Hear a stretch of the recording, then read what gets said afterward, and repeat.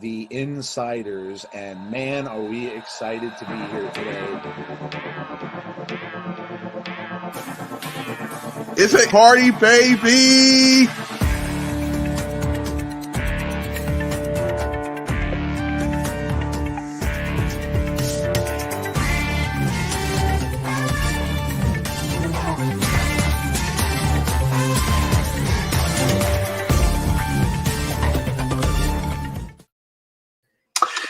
What's going on, everybody? Happy Sunday night to all of you, and we are here finally,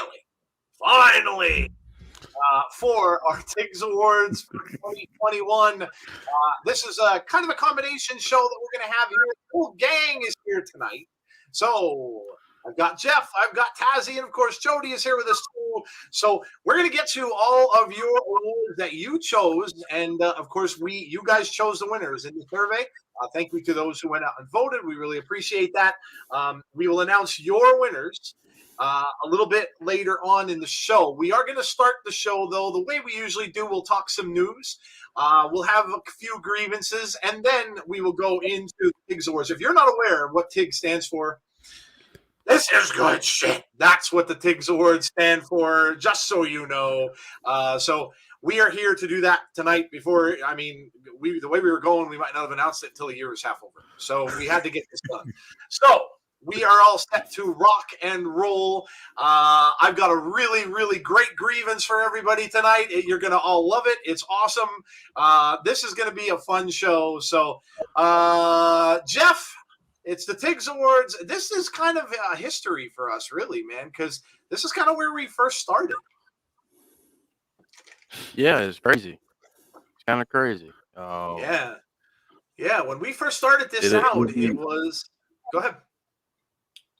No, I was just gonna say it'll be interesting to do this again. Starting out here and we're back here again, so it's kind of cool. It all comes around. This was actually our first show. The very first show we did as the Insiders was an award show. So it's funny when we get back to this point, and it's like, yeah, it's like all coming around again. Jody, we're gonna do some awards tonight. We're gonna do some grievances tonight. It's gonna be fun. Yeah. Jody making some promises on Twitter that she's gonna cut loose tonight too. So get prepared, everyone. Get prepared.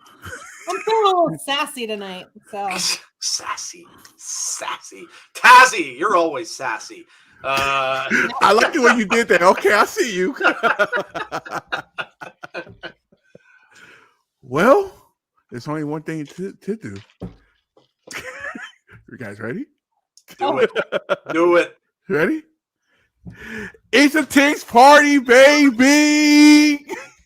Now we can start. There you go. Now we can start. Moda saying, I got a lot of problems with you people.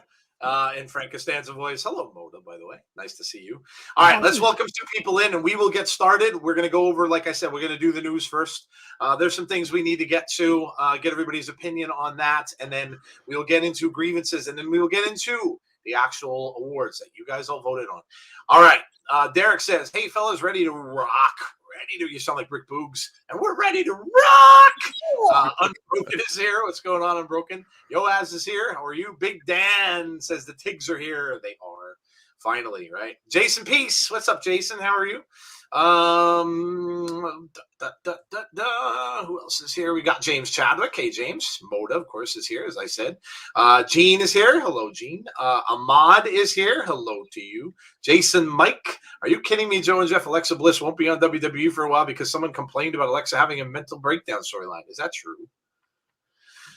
Wow. Okay. Doesn't surprise me, I guess. Britt Baker liked my tweet earlier. That's cool, dude. You're not wearing. I can't wear it, Dan. Here, it's right here. I showed everybody it earlier. I can't wear it though, and I can't open it because of the green screen. If I open it, it's just going to turn green. But yeah, there it is. The Eye of Agamotto from Doctor Strange arrived at my house. I ordered it like a year ago. It's really, really cool though. Azan is here. Hey, Azan, how are you? Jen Carter. Hi, Jen. Unbroken, and Mark. Hey, Mark, how are you? Yeah, it is our anniversary show, really. It technically is, because this is where it all started. Yeah, absolutely. Hey, Alicia, how are you? Azana is saying EPW. Okay, then. All right, let's rock and roll and get into the news, shall we, Jeff? What topic do we have up first? All right, first topic up. I'm trying my best to be nice tonight. I'm not going to be mean tonight. Shane McMahon out of WWE.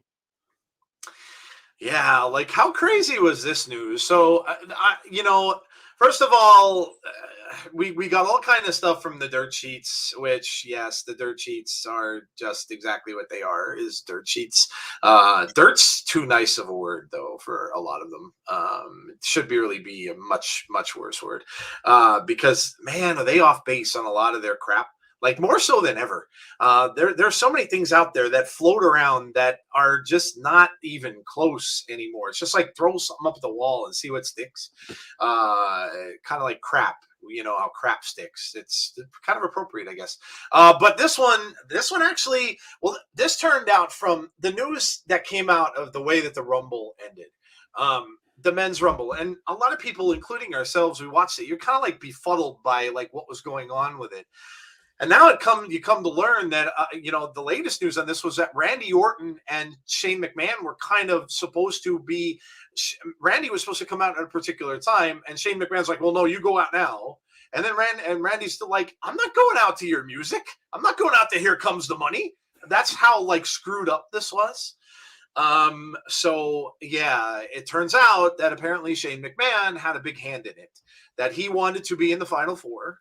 And he kind of changed up a lot of things. Apparently, Seth Rollins was supposed to have been in the Royal Rumble and then did not end up there. But Shane booked himself here, and then he wanted to book himself into a storyline going forward. And then the news was that he was going to be on Raw, and he was going to have a storyline with Austin Theory. Well, not so fast. We don't know the stat. Listen, I'm not going to get into the details about the status of his contract because I don't know. And I don't know if anyone knows that. People were saying, well, Vince couldn't have hired him because he had no contract. Maybe he didn't. But as the case may be, he has been dismissed, I guess is a good word. Or, if he didn't have a contract, then he's been told that not to come back. But in any case, he's no longer there. He's not with them anymore. Who knows? Maybe Vince will forgive him in a year or 2 years. He'll be away from the business. But yeah, very crazy story. And the big thing that led back to everything was, well, did Vince really fire his own son? Are you shocked at that, really? That wouldn't shock me very much if that were the case. So yeah, who knows, man. But in any case, that's the headline. And Shane is now out of the WWE. And right away, look, and this is why, God, I really, really, really, I don't even want to say love. I really, really loathe the wrestling Twitter sometimes, because I swear to God, not 5 minutes after this happened, I saw the first post. Shane McMahon is all elite. Shane McMahon is all elite. Like right away, right after that. I'm like, oh my God, come on. Like, just stop. Just stop. Just because one person leaves doesn't mean they're going to AEW. Not only that, but I mean, okay, if Shane's pissed off, maybe he would want to go there, but come on. Like, just give it a break. Anyway, so Shane McMahon leaving the WWE. Tazzy, what do you think about Shane and the news here? You know what's funny? You remember years ago, he was supposed to be the guy that replaced Vince. Like, yep. Now it's down to this. It's just weird right now. It's just weird to like just to see him like, hey, Shane McMahon has been released. So like, wait, how can you be released when you're the wait? So it's like, I think the wording was wrong with there. I don't think he even had a contract. I'm not going to speculate on that, but I'm just saying, it's like, I don't think he even had a contract at the time or anything like that. We haven't seen him since what WWE Underground. I mean, whatever that was. Yeah, that was a mess. A mess. Actually, it was Kevin Owens. But anyway, so yeah, I don't know what's next for Shane. Maybe he'll take some time off and figure something out. Maybe he'll go back and apologize. I mean, we'll see. We'll see. I'm not his head. I don't want to be in his head because he's a little weird. But I guess we'll see, man. I will really see.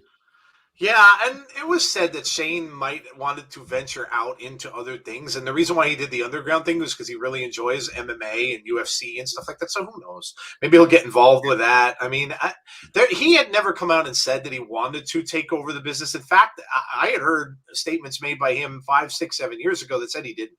Mm-hmm. So I don't know that he's going to be necessarily that upset about this. Because, who knows? It seems if any of the McMahons are going to take over, it's going to be Stephanie rather than Shane. So, I don't think he's going to be that upset about it. Jeff, what did you think about this?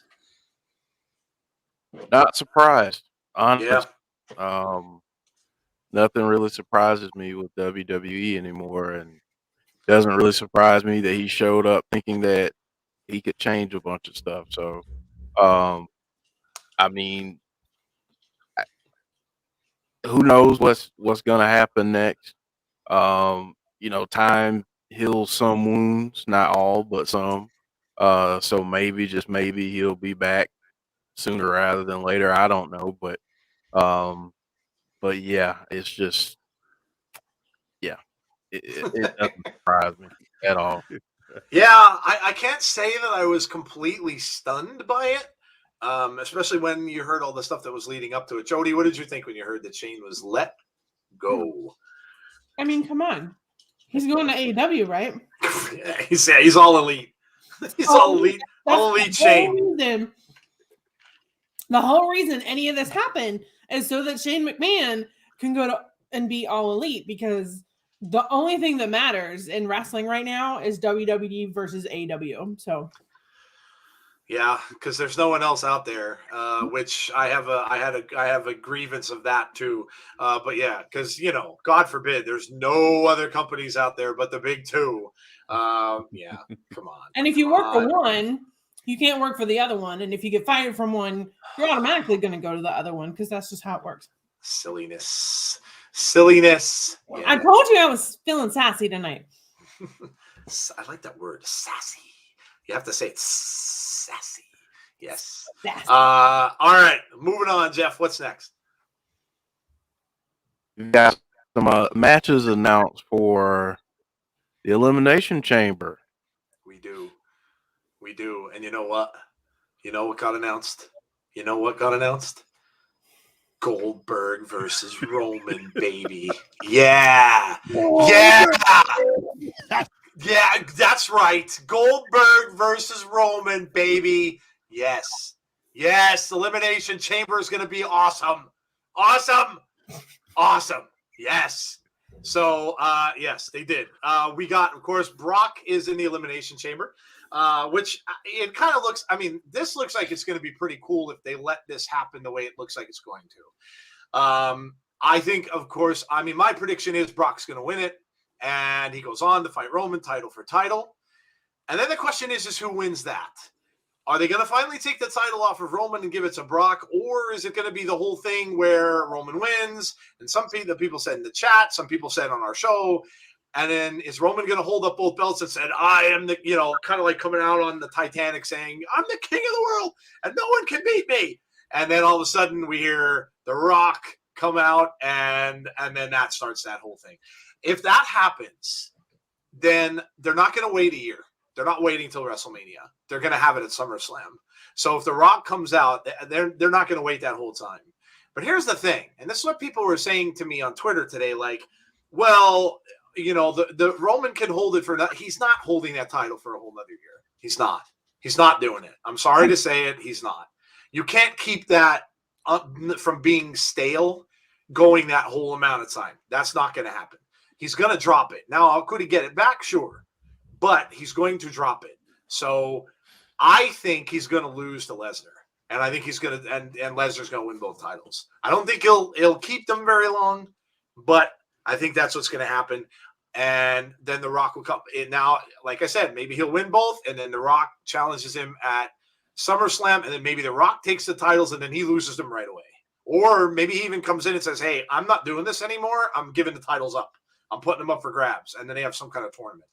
But he's not carrying him for a whole nother year.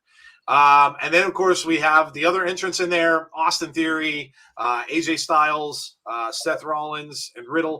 I mean, there's rumors going around, and again, with the wonderful dirt sheets saying that Riddle was supposed to have been the build, that he was the guy who was going to get the next shot.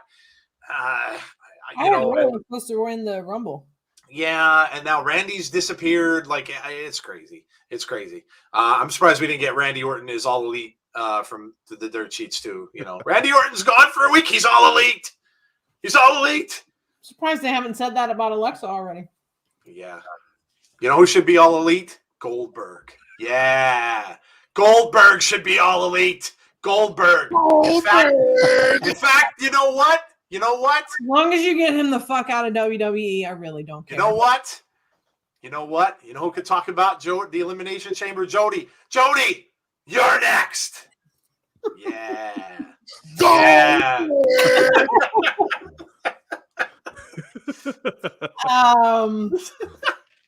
I have a feeling this might be a pretty hell of a grueler.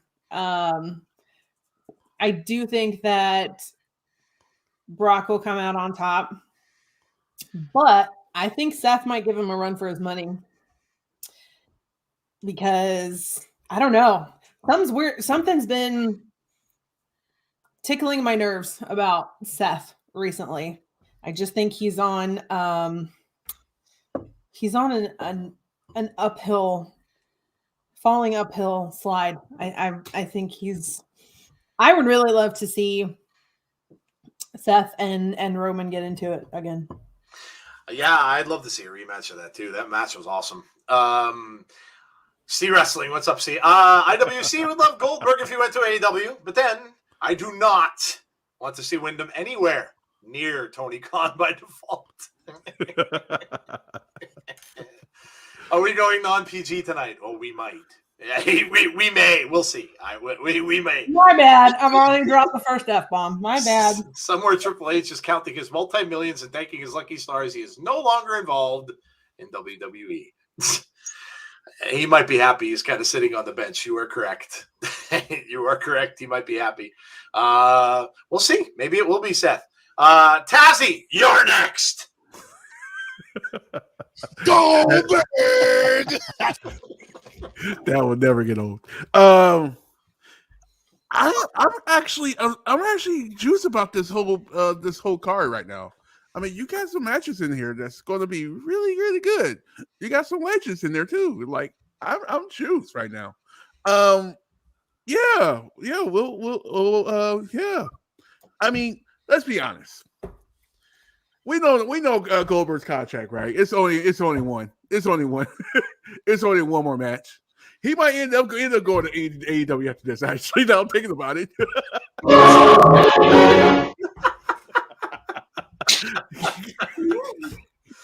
That was perfect timing, Joe. Yeah. So we all know what the outcome of this match is going to be. It's not going to be what we think, but like years past, we say something and it's always turned the other way around. But he had a contract there, so it's like, okay, well. But I'm expecting Brock Lesnar to win. And then we have the title for title match at WrestleMania. Yes, I do think that Roman Reigns is going to win. I think that match with him and The Rock will actually be SummerSlam because looking at The Rock's schedule, and I will be watching The Rock's schedule, I'll be honest with you. He got a lot going on next year. Yeah, I'm sure he does. So, but this is the first summer that he really don't have too much going on. So this is like probably the perfect time to actually do that. He posted a really funny video today. I was dying laughing. He was his daughters, I think, were rubbing his face in whipped cream and his tagline was like, "At least I remembered to hold my jewels," because he had his hands over his crotch so that he didn't get nuts. What is going on in the world? What? The Rock posts some funny stuff. Cream in your face. He posts some funny stuff. I saw him. He was driving down. I think it was a boulevard in California, or it might have been Hollywood Boulevard. But he was driving down, and all of a sudden, this tour bus pulls up next to him, where the people sit like outside on the tour bus, and they were all looking at him, and he's looking out his window, and they're looking at him, and they're like, "Oh my god!" And then he's like, "Hi, everybody!" And then they're all waving to him, and they're taking pictures, and he's like, "Don't worry, I'll stay here till you're done. The people behind me won't go anywhere." And then he lets them all take pictures, and he's like, "All right, guys, I gotta go." See, it was so funny. I love that. He's hilarious. He cracks me up. I think Joe needs to buy a Goldberg shirt before elimination. It's done. Already on order. I ordered it already. It's already done. See, I'm way ahead of you. Listen. I celebrate the man's entire career. All right, I do. So I'm way ahead of you. Jeff, you're next. Golden.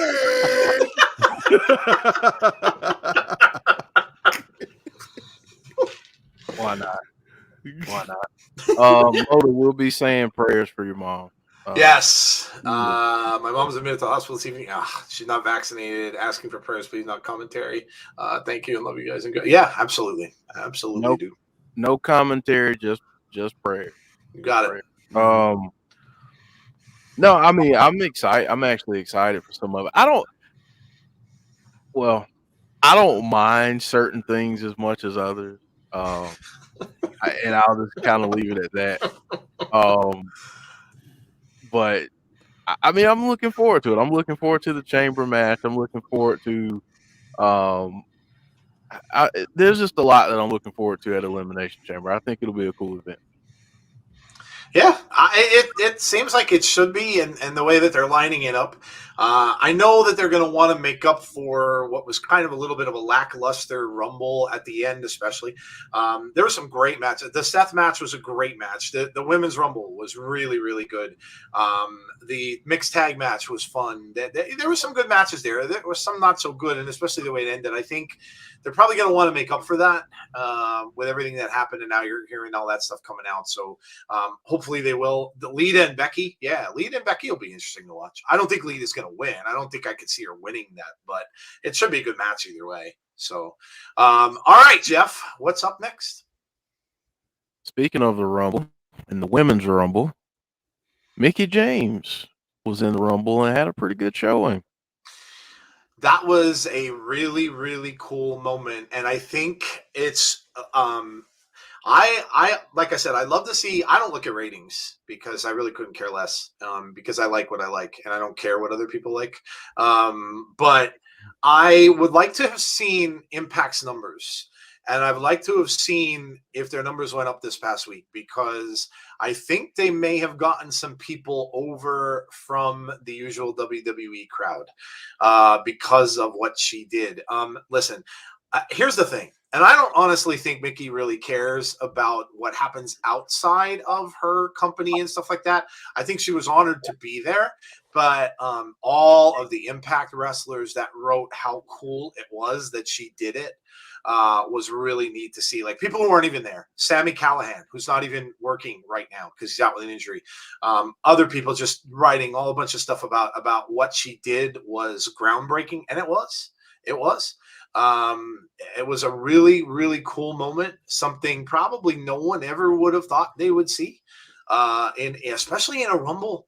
You know, like, it's not so out of the realm of possibility when you see people going from like Impact to NWA or Impact to GCW or even Impact to AEW and vice versa with the whole Kenny thing that happened last year. But to go to a prime event of WWE's and being there with a championship belt from another company is pretty big. It's pretty big. And that's a big, big feather in Mickie's cap in a long and legendary career that she's had. That could be one of her biggest moments that she might ever remember for the rest of her career. Titles and all that kind of stuff, sure. She's won everything. But that's going to be something she's never going to forget. And we'll see where it goes and what it does for women's wrestling. So it was an amazing moment. It really was.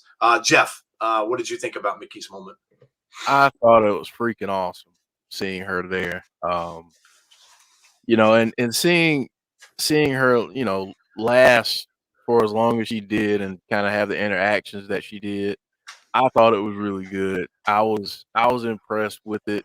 Kudos to WWE for it not being sticks in the mud and letting her bring that belt out and mention that prominently. Good for them. I'm happy that she was able to do that on one of their biggest events of the year. So kudos to them. Kudos to her, and hopefully it brings more eyes to Impact. Yeah, absolutely.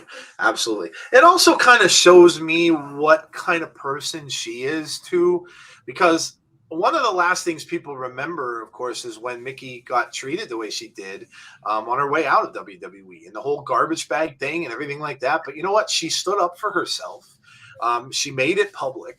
She showed pictures. And then she, according to what I've read, she got like 10 phone calls from different people from WWE, including Stephanie and including Vince. So listen, a lot of times say what you want about Vince, but he, that's probably not something he does very often. He probably has people that do that for him. And especially if his own daughter called her. So apparently, he thought that it was garbage as well. The whole thing was ridiculous. And he stuck up and he called her and said whatever he said to her. So, so kudos to her. Anyone else could have just been like, yeah, screw that place. They treated me like garbage, and they did. That was a pretty lousy thing to do. That person was fired, by the way, who was in charge of all that, let go. And so, yeah. Tazzy, what'd you think? Oh, this is huge. Just think about that. A different title in a different company in a WWE event. Yep. That's probably it's a start. It's a start of things that happen in the future, which I'm very excited for. Whoever idea was it was a brilliant idea. Just the fact it could have been Vince because of what happened in the past and like, hey, Olive Branch right here, come through. And then he'd probably say this is a start. This is a start of something big. We already know Moose want to come in. So we'll see what happens with that in the future. Yeah, it's huge just to hear her theme song from Impact. That's insane. And like Jeff said, how long she was in there too. That's awesome. Just the reactions and everything like that. I loved it. I loved it. It was a great moment in wrestling in general, and we've seen some really cool moments so far this year. And we're only in February.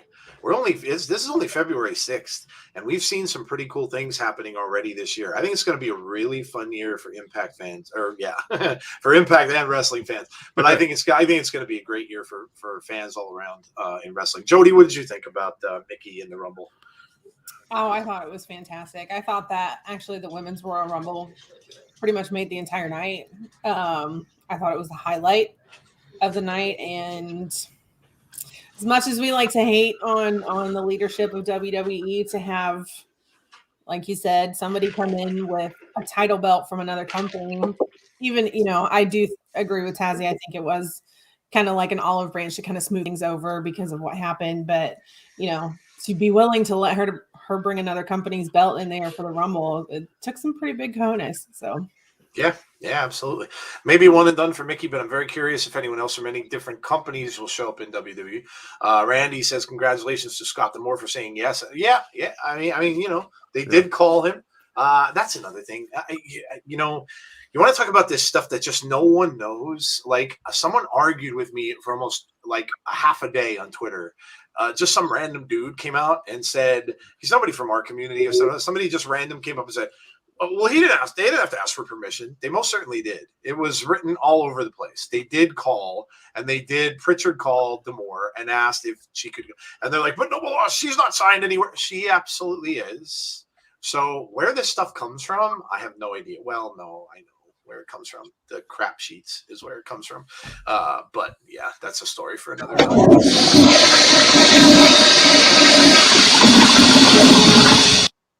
Yes, thank you very much. Remember to put toilet paper down with that. And congratulations. Yeah. Look, yeah. I said my piece about all that stuff. I was talking about that before. I'll say a little bit more when we get to grievances too. Okay, what's next? Jeff, what's up next? Danhausen. What a cool story this was for fans of this man. Listen, say what you want, say what you will. And again, this was another thing that I could not believe. People were arguing, saying, why does he deserve to be on there? What did he do to be on? Listen, this dude was on Conan O'Brien's podcast. Conan O'Brien is a mega star of the late night talk shows. He has been on late night for a long time, and he's kind of like the modern day David Letterman. He invited this dude to be on his podcast. That doesn't happen. He doesn't have wrestlers on his shows all the time. And this dude got an invite from him. Now, why do you think that is? If you know anything about him, he has worked extremely hard in the indies and on the indie circuit to build up this character that has gotten so, I mean, he was listed in the PWI, which doesn't normally happen for just an independent wrestler. This dude, if you watch some of his stuff, is freaking hilarious. Mhm. It's hilarious. I sit there and just giggle when I watch some of his stuff. It's really hilarious. His whole thing with is very nice, very evil, and the videos that he does, and oh my God. So listen, he had a bad break, literally. Right after he was of course, in Ring of Honor, right up when that whole thing was going down, he broke his leg, and he was out of action for a while. So that was rough to begin with, because you're thinking, well, Ring of Honor is doing that thing with Impact. Maybe he would have been involved in that. But as it turns out, he showed up on AEW, and his entrance was hilarious. Adam Cole was trying to grab a chair out from underneath the ring when he was wrestling Orange Cassidy. And all of a sudden he's pulling, can't get the chair out, and he pulls out, and here comes Danhausen. and it was hilarious. It was a fantastic moment. And I think his kind of thing that he does is going to be very good for AEW, because sometimes, and I don't watch it as much as other people do, but sometimes when I watch that show, I kind of think they take themselves a little bit too seriously sometimes. And, so sometimes what you need something like this to inject a little bit of humor into different things. And I think that's what he's going to do. Orange Cassidy does it a little bit, but I think that he will bring that to a lot of the things that he does. And I think it's great. He's there with his good friend now, Ethan Page. He and Ethan Page are close. So I think that this is a great move by AEW, and all the best to Danhausen. Listen, the dude deserves it, and I think he's a genuinely good guy. Mhm. I obviously don't know him, but I really think that he's a genuinely good guy, and I think he worked for what he got. So kudos to him, and I'm glad he's there. Jody, go ahead. He really throws you off at first. Like the first time I had watched one of his videos, I was like, is this like funny or not funny? Like, I don't know whether to laugh at this or not. And then you kind of just get sucked into it, and you just sit there and you just you just giggle, and you're like, I absolutely love it. It's like, I don't even know what to compare it to. Like, when they did the spoofs of the horror movies and stuff like that, like you just have to sit there and giggle. I'm super excited for him wherever he can be successful. I think this might be a step in the right direction for AEW, just to soften them up a little bit. I think you're right. They are a little bit too, serious with themselves. And I think being able to get some humor and someone that has that dynamic of character, it's going to be a good thing for them. But I love him. I think he's absolutely hilarious. The funniest video, if you guys want to watch one that will literally make you giggle, go and look for his video that he did when PWI Insider came out last year, and he wanted to know where he was ranked. And he's sitting there thinking that he was going to be ranked number 1. And then he starts saying, he sees Jon Moxley as number 1. And one of his whole things is that he doesn't curse. Well, at the minute he saw that, all of a sudden he starts and he starts going, son of a, and a beep, beep, beep, beep, and they start bleeping him out. All his, and oh God, it was so funny. I watched that at least 5 or 6 times and cracked up laughing every single time. Every single time I saw it. Jeff, I know you're a fan of his too. You and I, right from the start, were trying to get Danhausen on our show. I really wish we could have, but I've seen other interviews he's done. He went on a show that I watched on YouTube that a young kid does. A young kid has a podcast that he does. I forget the name of the boy, but he does, and he had him on his show. But I know you think a lot of this guy too, Jeff. Oh yeah. I mean, this is a guy that has a very different gimmick than what you see in today's wrestling. It's honestly, it reminds you a lot of stuff from the 80s. Yes. Some of the stuff from the 80s, and I think about a faction, and people are gonna kill me for saying this, but I mean this in the best possible way. It reminds me of someone that would have been with Kevin Sullivan in the Dungeon of Doom, but actually done well. Unlike one of those goofy gimmicks. This is done well. So I mean, I really, really am happy for him. This is a guy that worked his behind off, got himself over on the indies, became a fan favorite. I wish him the very best. I really do. Absolutely. Go ahead, Tazzy. It's funny. I have our truth and him vibes doing a segment together. It's just weird. But anyway, oh my God, that would be really funny. It's just weird. This is what AEW needs, because mostly everything they got is serious. They just need to change something up. Because they're doing good, but it's not skyrocketing like they wanted. So they need something like this, like to switch something up, like in the middle of all the seriousness, it's just have somebody over there. I was shocked that WWE didn't even try to get something, or even Impact. But kudos to him. He's there, so I'm looking forward to what he does there. It's going to be fun. He's going to be a big asset to that company. I really think. I think you're going to see him involved in a lot of different things. Even like you can totally see like if somebody's doing a very serious promo in the back, and all of a sudden he shows up in the back, like and interrupts the promo. Like, see, that's the kind of thing you can get from this dude, and it would be hilarious. It'd be absolutely hilarious. He's a guy. See, and for those of you who watch AEW, there's usually a reason why you watch certain shows. And at least there was for me. There was always people I particularly wanted to see. This is a dude that I could watch that show for because I wanted to see what he's going to do. Mm-hmm. And that's something that could suck me right in. And a lot of people that are watching it now, I'm sure that's the case. You all have your favorites and you want to see what they're going to do. But it's the same thing for me. I think he's going to be excellent there. So all the best to him. And I hope he really does well. All right, Jeff, what's next?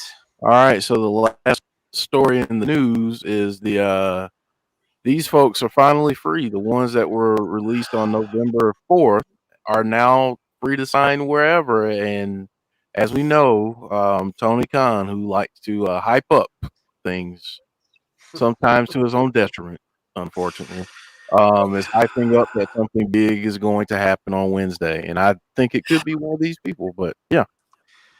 Yeah, we can talk about that. You can throw out in the chat who you think that's going to be. I did throw it out there on Twitter. There were a couple guesses that I had. In fact, I was talking with 2 good friends on Saturday night about this. James Chadwick was one of them. And we were trying to decipher who this could be and all the little clues that Tony Khan was mentioning as to who it would be. Here's the biggest clues that I think you've got. The person is going to be injected into a men's qualifying match. So that pretty much eliminates women. A lot of people are saying, well, it's a female. It can't be because they're in a qualifying match for that ladder match that's coming up. Okay. So my guesses went to, and then there were comments made about some things that could have led to Impact Wrestling. I'm almost afraid to say it, and I don't want to say it because I don't want to see it happen. But I think Josh Alexander has to be a big candidate. He was mentioned on the show by Brandy Rhodes last week, out of the blue. And So I have a funny feeling that it could be Josh. Josh's contract is pretty well known that it is up in February. An open door comment could kind of mean that, remember, guys, Impact tapes their shows. Their shows are taped ahead of time. So if Josh wrestled, Josh would have finished all of his shows. And if his contract is up, he could be signing there and yet still be an Impact because he would have been on the taped shows. So that's what he could mean by open door. So I kind of think, and look, him and Ethan Page were one of the best tag teams ever in pro wrestling in the North. They could certainly reunite in AEW, and that would be huge for AEW. And Josh would be huge in AEW. So I don't know. I just kind of him or Jonah from Impact, because Dan Lambert came to Impact and scouted Jonah. So I'm thinking it could be Jonah as well. I was thinking maybe Jeff Hardy because of the whole promo that Matt did. Matt did a promo that made it look like, and at the end of it, he said he was going extreme. So that may have been, but his whole thing is that he can't sign anywhere until March. I think it's March 9th. So I don't know. But again, I think C Wrestling said something to me yesterday about could they buy him out? Listen, in this day and age, I guess anything can happen. If WWE has completely washed their hands of him, then could Tony Khan, with all his money, come in and say, hey, I'm going to float you this much money. Let me have him now. Okay. Maybe they would. But they are the three people that I think that it will be. A lot of people are saying it's Keith Lee. Could be. I didn't take it to mean from his comments that he made, because there were 3 posts that he did. I didn't take it to mean it was a free agent. That's why I'm kind of thinking that it's someone else that people would not necessarily see coming. Because all of these people here, yes, they're free agents now. I didn't take it that way. Now, I might be wrong, and it could be Keith Lee. Cross is doing some things now with some other promotions. It could be Cross. So yeah, it certainly is possible, but I think it's Josh, Jonah, or an outside chance of Jeff Hardy. That's who I think it's going to be. But yes, all of these guys, listen, Mia Yim and Keith Lee I hope that where they end up going, I hope it's Keith Lee and Mia Yim as a package deal. I hope they both get to go and be together wherever they're going to go. That'd be awesome if they did that. Because Mia Yim is fantastic too, and she'd be a great asset to a women's division, no doubt. So Nia is up there, you can see. I don't know that she's going anywhere right away. She kind of seems content not being wrestling. At least that was some of the commentary that she made recently, so we'll see. But yeah, I mean, shout it out. Who do you think it's going to be? Who do you guys think it's going to be? And I'll turn it over to Tazzy. Tazzy, go ahead, man. What do you make of these free agents? Where do you think they're going to go? And what do you think of Khan's comments about who's going to show up on Wednesday? Well, we already seen Cross in a couple of promotions already. And, yeah, he's looking really good. He is looking even better. Although it's that possible, look better than he was in NXT. I'm like, is that possible? And we obviously know that he's not going to Impact because I guess something happened with them. Oh man, Keith, it has to be something the forbidden door thing. That's the main part. It can't be nobody that got released basically because they don't have nobody. What forbidden door you're doing? So it could be anybody. The top of my man, it had to be Josh Alexander. He was the only person that can do that.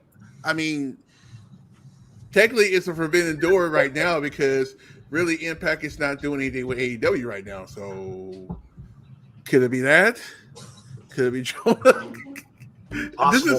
This is the first time where I'm like, it could be anybody right now. I don't think it's gonna be a free agent though. That's the only thing. See, saying that he's going with Mustafa Ali, that'd be a shocker because he's out there still saying that they're not letting me go and blah blah blah. There's people out there that are doing countdowns. Is he freed yet? Is he freed yet? Can I picture Tony Khan tweet saying I freed Ali? That would be huge.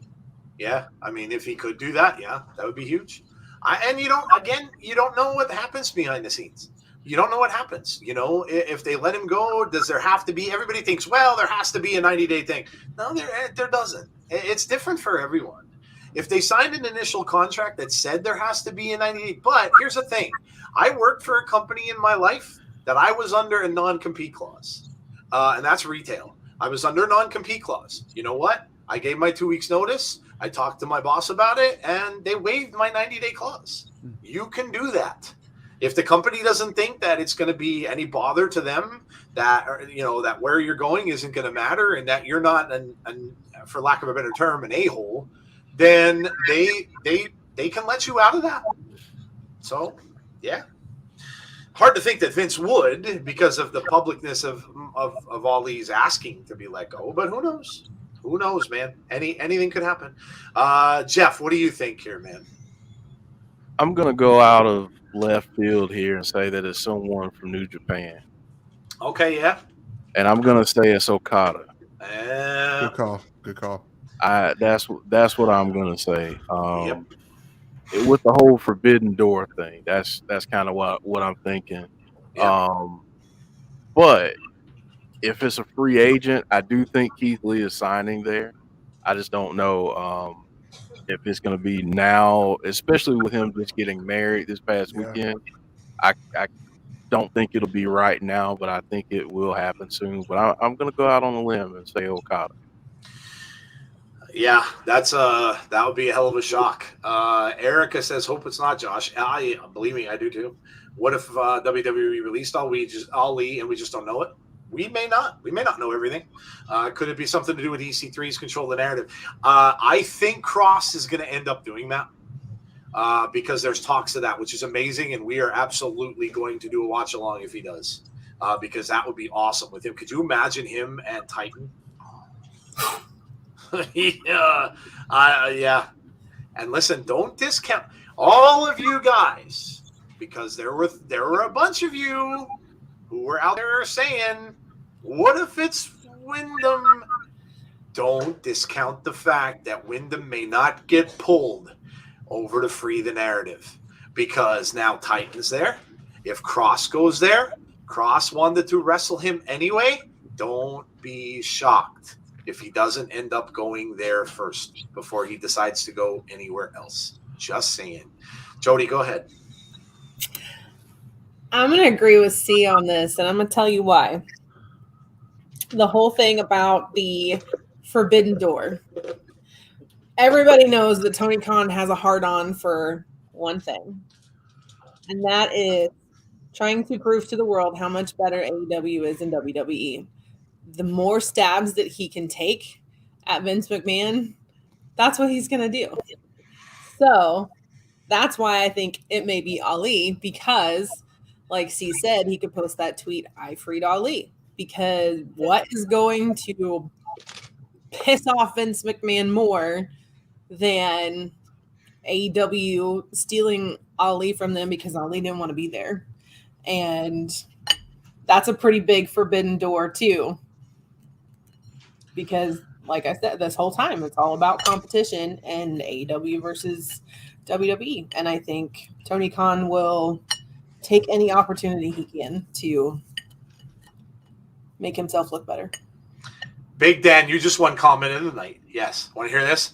Goldberg walks through the forbidden door. Joe and walks into Elimination Chamber with the AEW title, and Meltzer's head explodes. Yes. Give me more of that right there. Yes. By the way, congratulations to Keith Lee on getting married this weekend. Yeah, I did see that when Mr. Wyndham Rotunda was there, and he looked quite dapper. That was where that picture that I shared on our Twitter came from. Bray was at the wedding. So it's a picture that isn't funny. Wherever that guy goes, somebody gets a snapshot, it goes viral on Twitter. He looked good. He looked good. Definitely looks like he lost some weight. Different look, in the face a little bit than how we've seen him before. So it was good to see him. But yes, he was at their wedding. So yeah, congrats to them. All right. So that is the end of the news, I believe. Jeff, am I correct? That is it. All right. Well, I think I know what segment is next, Jeff. I think I know what segment is next, and I think we may have an intro for said segment. Yeah, let's just play the freaking music. That's why people are here. Let's be honest. Let's just do it. The airing of grievances. I got a lot of problems with you people. Now you're gonna hear about. You know what? I do this week have a major problem. I do. I have a major problem. And my problem is there's a legend in this business, an absolute legend in this business, that no matter what this person does, just does not garner the respect that he deserves. No matter what he does, he gets flack from everybody. He gets, booed. He just does not get. This man is, I'm just going to quote you one thing right here. Okay. 173 and 0. 173 and 0. Where did you ever hear of someone who went 173 and 0 to start their wrestling career and then get beat because of a taser? And if it wasn't for the taser, he would probably still be undefeated. Look, if you don't already know who I'm talking about, then you know what? You just don't damn well know wrestling. This man gets disrespected everywhere he goes.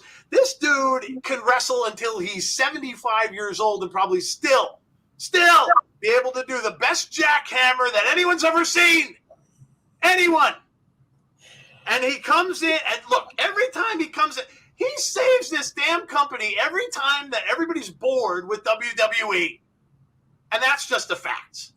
Everybody's bored with WWE. What happens when comes along, the music hits, everybody starts chanting his name.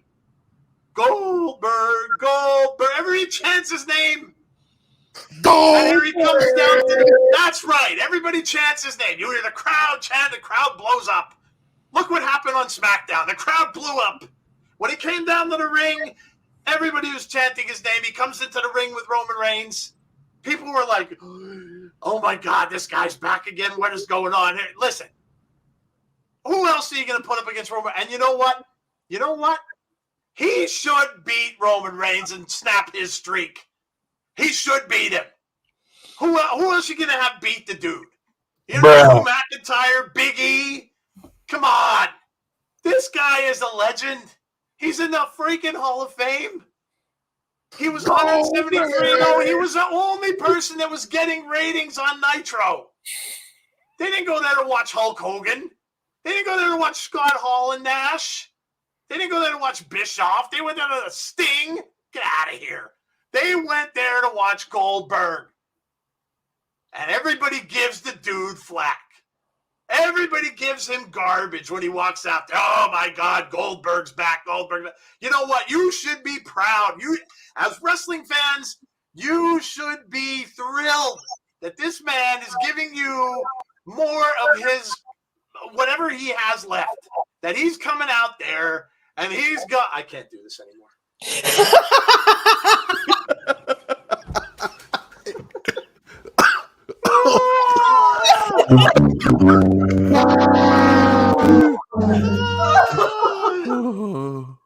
I told everybody I was going to do that. Derek saying, who drugged Joe? Oh my God, that was priceless. I have to look at these comments. The Joe alter ego? Yes, you saw the alter ego. That was heel Joe. I haven't done that in a while. Jeff, mute Joe for obscenities now. Is Joe serious? Did you think I was serious for a while though? If you did, it worked. Which that's pretty cool. Oh my God! So that was my fake grievance. That wasn't a real grievance, actually. You all know. Come on, you guys all know me. You know me and what my stance is on Mr. Goldberg. But anyway, if he happened to ever listen to the show, he probably just thought I was his biggest fan. So I swerved him. Anyway, I have two quick grievances, and then I'll let everybody else go. My first one is I think people need to start putting some respect on Impact's name. And Jeff had said that before. He said that in a stream of ours too. With this whole thing with Mickie James, with everything that has been going on there, G-O-freaking-D is in Impact right now. Come on. If you are a wrestling fan, this is one of the best tag teams, if not the best there is out there, the Bullet Club. They are in Impact right now. This is huge, huge stuff that's going on in that show. And let me just say, if you guys aren't watching this now, you really need to give it a look. You really do. Because it is just getting better and better and better and better every single solitary week. They're bringing in new people. They're bringing in women into what is turned out to be the best. And I don't care who says it. They are the best knockouts division in bar none. Bar none. I will put any of their women up against any of the WWE women and any of the AEW women right now. And I guarantee you they'd come out on top. They are the absolute best. And I'm not just saying that because we watched them. I love the show, but they are tremendous, and they are doing tremendous work. Put some respect on Impact's name because they are just absolutely killing it right now. And if you're not watching, come out every Thursday and check it out with us because you will enjoy it. It is fantastic. Erico said they've been the most consistent wrestling program for years now. Creative and storytelling wise, Impact is their storytelling, and Tazzy talks about it a lot when he's on our show. They do a great job. They do a great job moving storylines along. That's Tazzy, one of Tazzy's favorite words, by the way. They move the storylines along at a tremendous pace. It's not just a 1 week and done thing. It's not just let's make this up and let's not give a payoff. They do better at that than a lot of other companies. So please put some respect on Impact. They are not the Impact that they were 6-7 years ago, which is what people kind of, they were terrible then. Listen, they are completely different right now. I am glad that we do the watch along that we do because it is a awesome, awesome show. And my second one, and I mentioned a little bit of this on my video that I did, that little kind of separate video that I put out there. Guys, you want to keep yourself sane. You want to keep yourself from being negative about wrestling. Stay the hell away from dirt sheets, period. Just stay away. Stay away from it. They are doing nothing. They've gotten to the point where they are scraping the slime off of the bottom of someone's shoes that has walked through the sewers of New York City and stepped on cockroaches and crap and all kind of stuff. It has gotten so bad that they are throwing crap out there that is not even close to being true. I think some of the examples, C sent me a post, Randy Orton quitting. Oh, Randy Orton quit. That's why he hasn't shown up. Randy Orton quit. I mean, some of the stuff that Meltzer's even putting out there, it's garbage.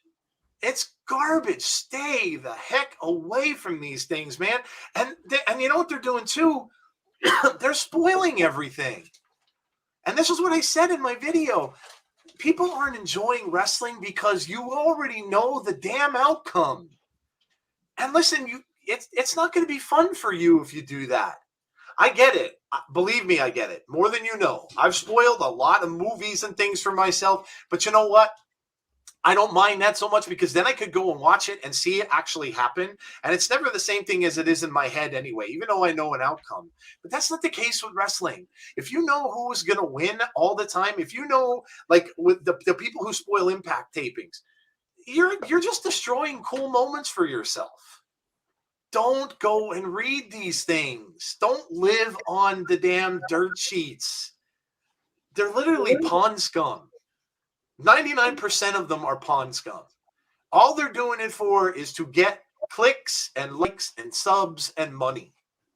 There's maybe 2 or 3 of them out there that are trustworthy sources. And you guys can make that up for yourselves or figure that out yourselves. But other than that, it's garbage. And they are ruining the experience for you by doing what they do.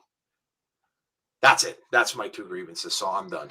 I'm off my soapbox. Who else has a grievance? Who has grievances? Tazzy, you have one? Jody, you have one? Whoever you wants to. You're next.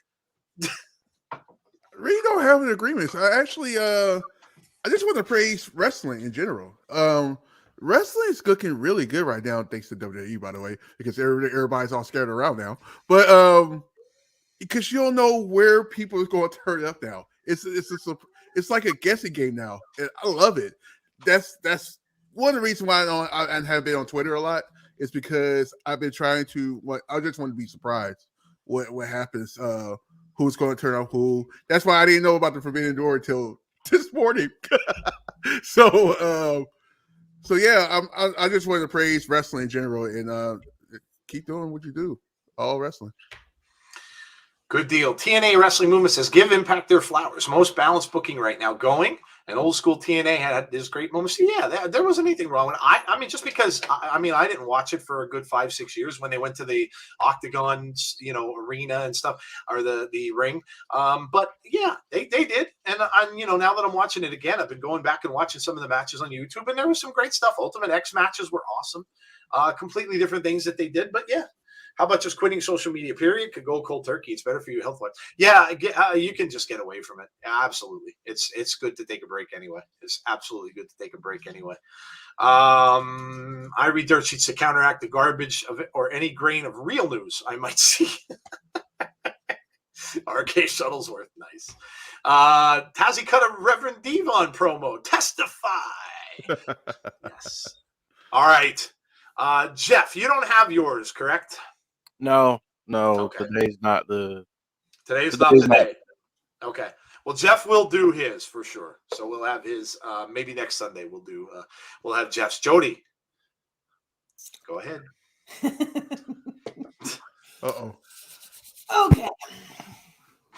I said that I was feeling sassy, and because I'm feeling sassy, British Jody's about to come out. Okay. You guys ready for this? Are you ready for this? Are you ready? Are you ready for Sassy Abby? Let me tell you something about this overpaid, egotistical piece of shit on my shoe that I would not piss on if he was on fire. How many times are we going to see the same story over and over and over and over again? It's absolutely driving me completely bonkers. Every time this guy shows up, he's like a venereal disease in the 18th century. He just will not go away. You want to pay this dude how many millions of dollars? You made over $1 billion in revenue last year, but you can't afford to pay Bray Wyatt $1 million a year, which I think that's what his contract was. You want to let him go for budget cuts. Yeah, okay. That's the biggest pile of bullshit I've ever heard in my entire life. I don't think they would know real talent if it double fisted him in the asshole. So I'm done with Goldberg. I can't stand Goldberg. He should have stopped. Everybody knows this. He should have stopped when he nearly paralyzed Undertaker. That 173-0, eventually, that's going to be 173-0 of people that he's injured. He's not safe. He needs to go away and never, ever come back. He should have retired a long time ago. I'm sure he's a wonderful person in real life, but please get him the fuck out of WWE. That's all I have to say. I thought Joe was going to sing the NBA Chicago Bulls theme. I couldn't sing that if you wanted me to. I know what you're talking about, though. That's Alan Parsons' project. Yes, I know that well. If he manages to retire without injuring anybody, I will run across Caleb Johnson's stage completely naked. Yeah, that's always the thing, too. We all know the thing with him and Undertaker. And I can't imagine that Roman's not just a little bit nervous, knowing that he has to do that match with him or whatever that's going to be. Roman's a great worker, and I'm sure he's very confident in himself. But still, yeah, I know. It's crazy. When I heard the news first, I was like, wash, rinse, repeat, wash, rinse, repeat. And it seems like it's the same thing every year at this time. Always you get past the Rumble, and the next thing you know, now of course you got the Elimination Chamber, and it's in Saudi too, which I guess, yeah, the Prince wants his Goldberg there apparently, but yeah, what's funny to back up that comment that you made. So not only is Goldberg getting that kind of money, do you know what I heard of today? And this is no offense to him, the wrestler, because obviously it's not the wrestler's fault, but there's other wrestlers that are still in this company that are either not being used whatsoever and they're in catering, or there's a guy that's been on TV, and I'm not even going to mention a name because I don't want to bash anybody for doing what they're doing. Listen, they're getting paid because they're getting paid, and this is their living, so it is what it is. But there's a guy who is in WWE who is kind of on a show every now and then, and he's making $9 million, and he's kind of not done much of anything. So when this report came, I think I read this on Bleacher Report saying that there's a whole list of people who they kind of think maybe will be let go from the company that they're with now. This guy's name appeared on there, and I had no idea this dude was making that kind of money. And oh my God. And then I started to think to myself, they're going to let like good talent go, and this guy's making $9 million and he's doing nothing. Like, yeah, I don't get it. Do you know what makes it worse? I actually think it's really insulting, because obviously whoever is running that company, creative, Vince, whatever you want to say, think that we're too stupid to realize that we've gotten the same story 6 million times in a row, and we keep doing the same thing over and over and over again. And since when did you being a legend give you the right to just waltz in whenever you want to and say, I'm going to put myself in a title match and nobody can say fuck all about it? I said that in Twitter. It's the Goldberg clause. Everybody asks, where did the rematch clause go? Well, there is no rematch clause. It's the Goldberg clause. It just means that he can come out and just demand a title shot whenever he feels like it. Like, it's like, as a wrestling fan, I'm insulted that they think that we're really that stupid. That we'll just forget that we've seen this a billion times already. Every year.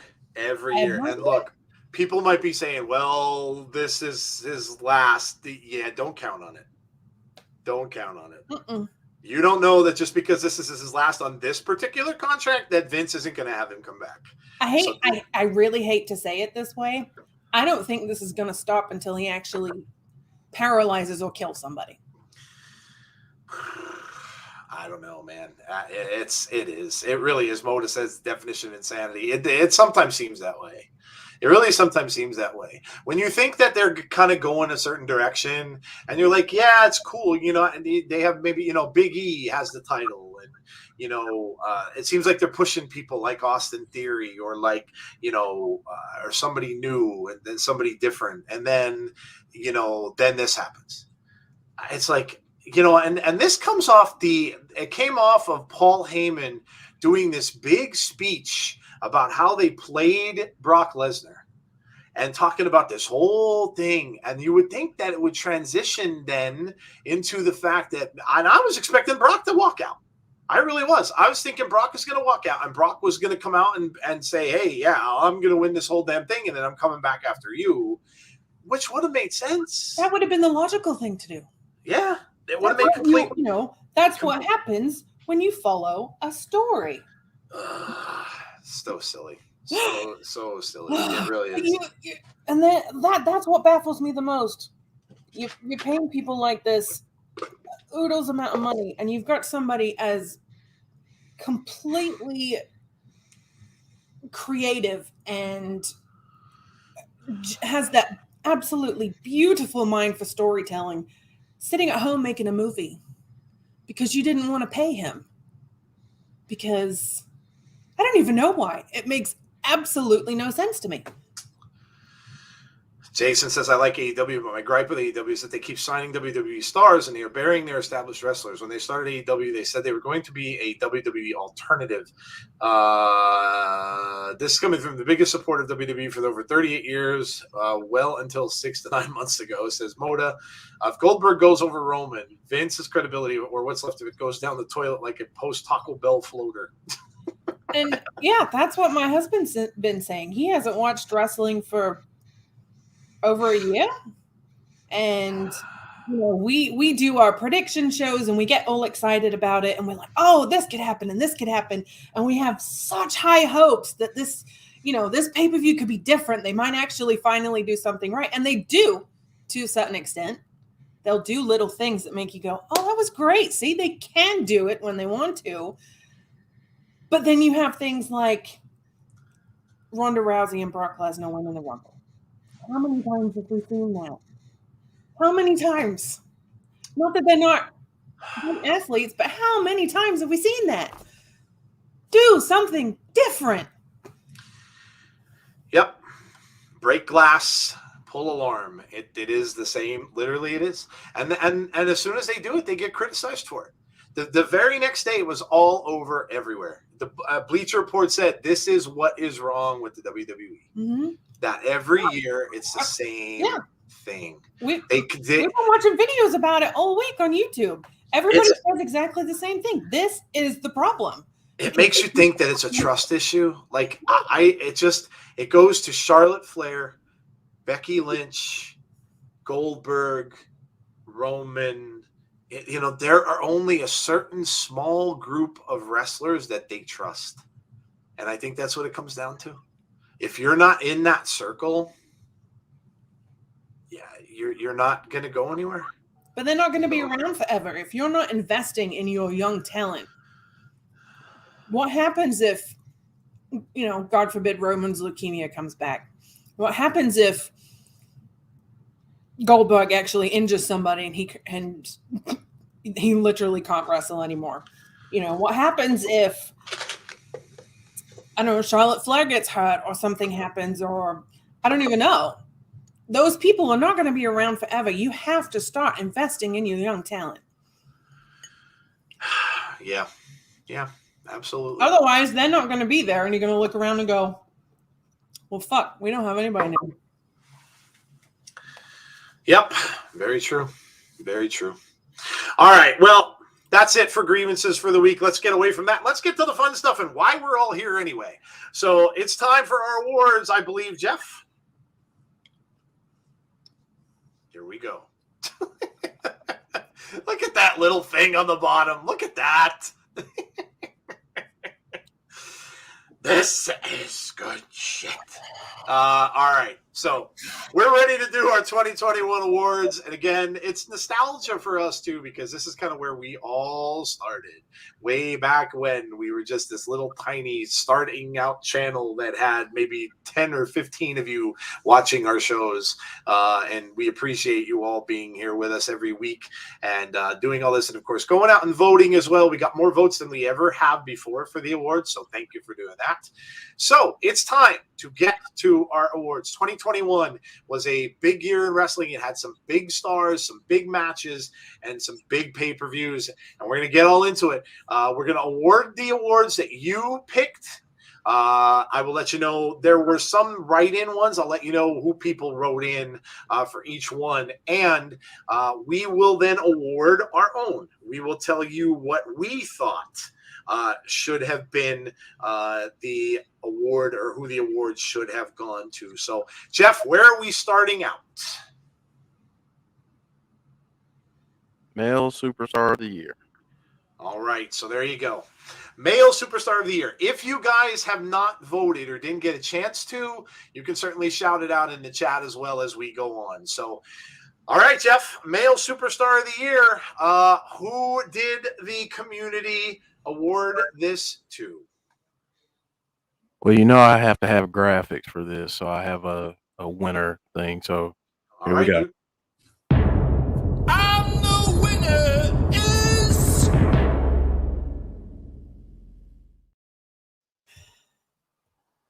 Roman Reigns. Roman Reigns, male superstar of the year for 2021. And I have it pulled up in front of me, so I will let you know. Roman Reigns got 33.33% of the votes. And second to Roman was Kenny Omega from AEW at 19.44. And then coming in third, this one was a little bit of a surprise. Coming in third was MJF from AEW, MJF. And then fourth was Big E. So 33% to 19% to 13% to 11%. So this was what you voted. This is who you awarded your male superstar of the year to. Let me see if there was an other here. Let's see. I think there may have been a write-in. Bryan Danielson was one of the write-ins. The other people I had listed there I had Darby Allin. He got 5.5. I had Hangman Adam Page, also 5.5. Jonathan Gresham, 2.7. Walter, 5.5. I had Takagi from New Japan. I had Bobby Lashley. I had Will Ospreay from New Japan. So they were all of the people that were in there. All right, so acknowledge him. Yes. Boo, Kenny, no balls. Tribal teeth, yay! All right, so let's go round table and let's just award our awards for male superstar of the year. I will start first, if you don't mind. So my male superstar of 2021 is Goldberg. Yes, Goldberg. You know what? It's it's Goldberg. I'm sorry, but no, I'm lying. It's not Goldberg. This was a tough one. It's really hard to fight with the community's choice here because Roman did have an amazing year. If I had to put another person up there with him, and like him or hate him, Kenny Omega would have been probably the second choice for me as well. I'm gonna say Roman as well. I can't really argue with that. Roman made SmackDown his show. Period. He starts the show. He ends the show. Many times he's shown in the middle of the show. He's held the title for the entire year. He made this storyline with this bloodline thing into one of the most watched storylines of the week, which is still going on. And Kenny, however, let's not discount the things that Kenny did, because Kenny went and knocked down the Forbidden Door as well, going over to Impact Wrestling. He became the belt collector. He won the AAA title. He won the Impact title. At one point in time, he was carrying around like 3 or 4 titles with him to every show. So Kenny had an amazing year as well. And Kenny was hurt a lot of the year too. So let's not discount that either. But I'm going to have to agree with the community on this one. I would have to say I would pick Roman Reigns as well here. Jeff, who do you have for superstar of the year, male superstar of the year? I'm going to go with Roman. My top 3 would have been Kenny Omega and Josh Alexander. But yeah, I think for what Roman did, kind of reinventing himself and continuing that, taking that to new heights. I would. I'd probably have to say Roman, but Kenny a close second. Yeah, I agree. I would think so. Yeah, Josh Alexander's a great choice too here. He had a tremendous year, and he was Impact Superstar of the Year. Go ahead, Jody. Who do you think male of the year? Just because I can, I'm going to pick Bray. Because getting Bray, twice in a year was the highlight of my year. It's a fan vote, so why not? Why not? Go ahead, Tazzy. Who do you think? It's crazy. in the beginning of the storyline with Roman, it was like, oh my god, somebody beat him, like beat him, like that's what you want to do. Honestly, you want somebody to be hated. Now it's like, I'm acknowledging him now. I'm not gonna lie to you. Let me tell you why. Because they put him up against somebody you hate even more. Well, that's what they're supposed to do. I get it. You have no choice but Yeah, to root for Roman. But the storyline, I'm loving the storyline. The storyline is still doing good, doing well. Well done by whoever is doing the storyline. I'm pretty sure Paul Heyman's involved with the storyline too. Well done, and it's still going. This is impressive. This is what WWE used to do. They used to do in the attitude and the aggressive era days. It's that wink wink. This is kind of, you might hear me say this again later on. But Roman Reigns is my pick for male superstar of the year. Okay. All right. Well, there you go. That one. Is your male superstar of the year. And again, you all selected Roman Reigns. So there you go. That's award number 1. There's so much wrestling, it's hard to choose. So much good wrestling, it's hard to choose, says Deanna. Kenny Omega says the Coug. Roman wins male superstar of the year, says Mark, but Omega would be a close second, particularly what Omega did for both AEW and Impact. Yep, absolutely. All right. What is next, Jeff? Well, it only fitting that it's female superstar of the year for 2021. Women's wrestling was tremendous last year, by the way, just an aside. We had Empower, an all-women's pay-per-view that Mickie James was involved in with the NWA, that we got a lot of people from Impact there, and we had people from the Indies there, and that was tremendous to watch. Women of Wrestling had made a return, which is awesome as well. So women's divisions in companies and Impact even got better as we went along in AEW. Strong women that were in WWE, and they had to use some people that they didn't used to use or were used to using because they lost Bayley. They lost Sasha for a little bit. So some of their big names were gone. They had to use some different people in some storylines throughout the course of the year. But women's wrestling is getting really, really good. I mean, Impact had a women's Ultimate X match, which is crazy. So lots of stuff here. All right, Jeff, who won? Who did the community pick? And the winner is...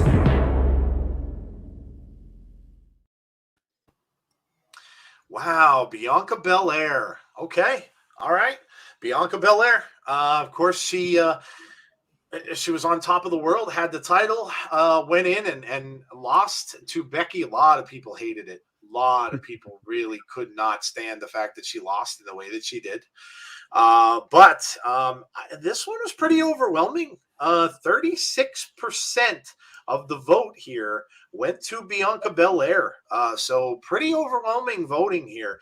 The second one was on the list was AEW and Britt Baker. So Britt Baker, but it wasn't really close. Britt came in at 14%. So 36 to 14. And then some of the other ones who got votes in there that came in. Next was we had Thunder Rosa. Came in at 8%. We had 5%. Mandy Rose for NXT came in at 5%. Oh, I'm sorry. I totally missed the top one. The first one up above the list. I wasn't looking all the way down on my phone. Deonna Purrazzo. Deonna Purrazzo came in as close to Bianca as anyone else did. She ended up, 25%. So she came close to Bianca. So Deonna's really the runner-up here. So Deonna was second. Mandy Rose 5%. Britt Baker's 13%. I had Roxy listed on there from ROH. I had Camille for NWA. Raquel Gonzalez listed for NXT. I had Charlotte Flair listed for WWE. Let's see. We had Mickie James as well. Mickie only got 2%. I was a little surprised at that one, but Mickie didn't get where, she had the title for that little while right about the end of the year. And I guess, at that point in time, unless you're watching Impact, you wouldn't have really known. And then the whole thing with this, with the Rumble happened, but that happened after our voting was done. The others that I got right in, I had Liv Morgan written in. I had Alexa Bliss. This one was a little odd. Somebody wrote in Abaddon. Okay. Okay. Anyway, a big Abaddon fan apparently. It's okay. All right. All right. So, you guys let us know who you think yours would have been. But Bianca Belair was our winner for our T.I.G.S Awards this year. So let's start out with Jody. Jody, women's or female superstar of the year, in your opinion? I mean, you got to go with Bianca Belair. People are put in positions for a particular reason, and Bianca and her husband have made no secret of their values and the things that they believe. They don't hide it. And I love that about them. I love seeing people, other believers just successful like that. It's just a beautiful thing to see, and I think that she's fantastic. I do have to give major props to Sasha Banks for her demeanor when Bianca won that title from her at WrestleMania, and it was a cool moment. It was such a great moment. And I love that the first thing that Bianca posted afterward was a picture of her and her husband backstage, and it's refreshing to see people that believe a lot of the same things that I do being in a successful position like that, because I don't think it's common enough anymore. And Sasha Banks was in the freaking Mandalorian. Yeah. Yes. How cool was that? Sasha had a great year.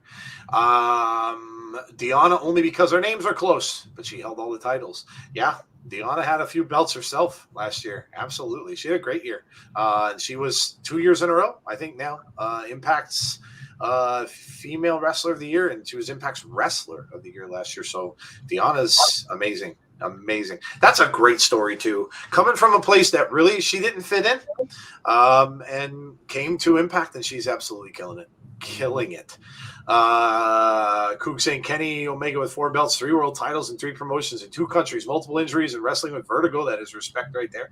Deonna's been brilliant. Great choice. No disrespect to Deonna Purrazzo, who made herself the one who got away for WWE. Deonna would have been my number 2. Then Britt, Thunder Rosa, and Mandy, who reinvented Thunder Rosa, killed it this year too. We love Thunder Rosa. She had an amazing match. Had to be one of the greatest women's matches I have seen in a while, in that non-sanctioned match with Britt Baker. It was amazing, and people were talking about that for weeks. I hope she gets a shot at the title. She deserves it. I'm going to surprise people, go for someone different. I'm going to go for Danny Moe from OVW. She's been awesome, and in several promotions, women's champ. Okay, yeah, cool. Will Camille ever have a chance to go anywhere else? Camille is the champ of NWA. And she won it this past year as well. So she had a big year also. Much respect for Camille. I love what she does as well. Going in a different direction. Mickie James in 2021, not because of what she did in the ring, but because of what she did behind the scenes, putting on Empower was huge. Yeah, why not? Rhea Ripley had a good year. See, this is why it's everybody's, everybody gets their own opinion on it. Tazzy, go ahead. I think that's what's different about the women, though. Like with the guys, you've really just got that small core of people, but with the women, they're a force to be reckoned with, and there's so many of them that are just so amazing. Absolutely, it's great to watch. That's why I still say I think the women's Rumble should have highlighted the Royal Rumble. I really do. Tazzy, what do you think? Who was yours? Oh, it's no question of the Bianca Belair. I have a top 3 though, but go ahead. Bianca Belair it's just, she had probably one of the best years somebody can ever do. Win the World Rumble, had some great matches, headlined WrestleMania, part of the storyline with Becky Lynch. It was there. It was pretty good. Deonna did her thing too at Impact, because title reign over there too, pretty good. Britt Baker did really good too, and she don't get a lot of credit that she should get. She's doing a very impressive job. She's still champion. She's still champion. She has some great matches too. That Station match with Rosa, it's like wow, that's impressive. But yeah, that's my top 3. Okay. All right. Fair enough. Jeff, what do you think, man? I got to go with Deonna. Just because I think, and no disrespect to Bianca, but Deonna put on some matches that were match of the year quality on several different occasions.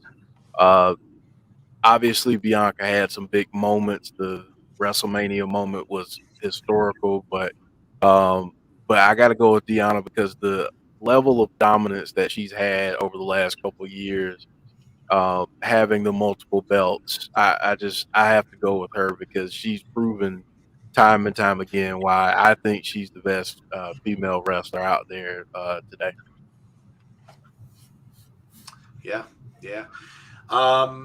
I'm going to go with the first half, and I'm going to go with the second half. My first half of the year, Deonna Purrazzo, and for all the reasons Jeff just said. I really don't have to say anything else. She has been absolutely on a tear. And then she was dethroned by my second half of the year, and that was Mickie James. And I'm going to say all the reasons that the people mentioned in the chat. She was the one behind Empower.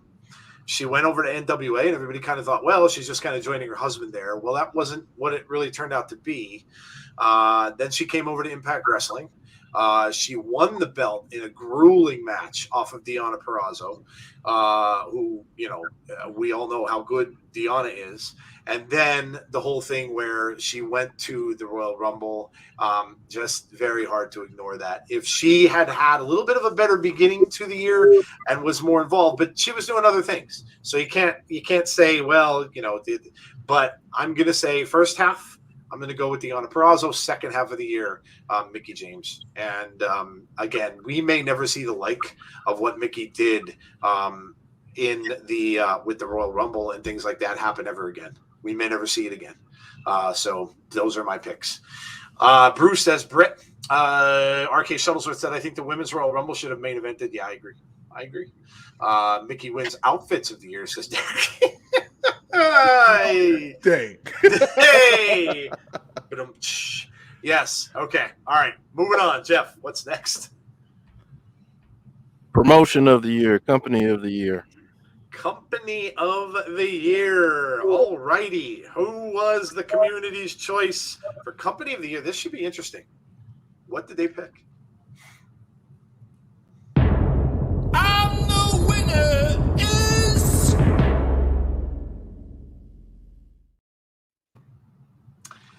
Wow, AEW. Okay.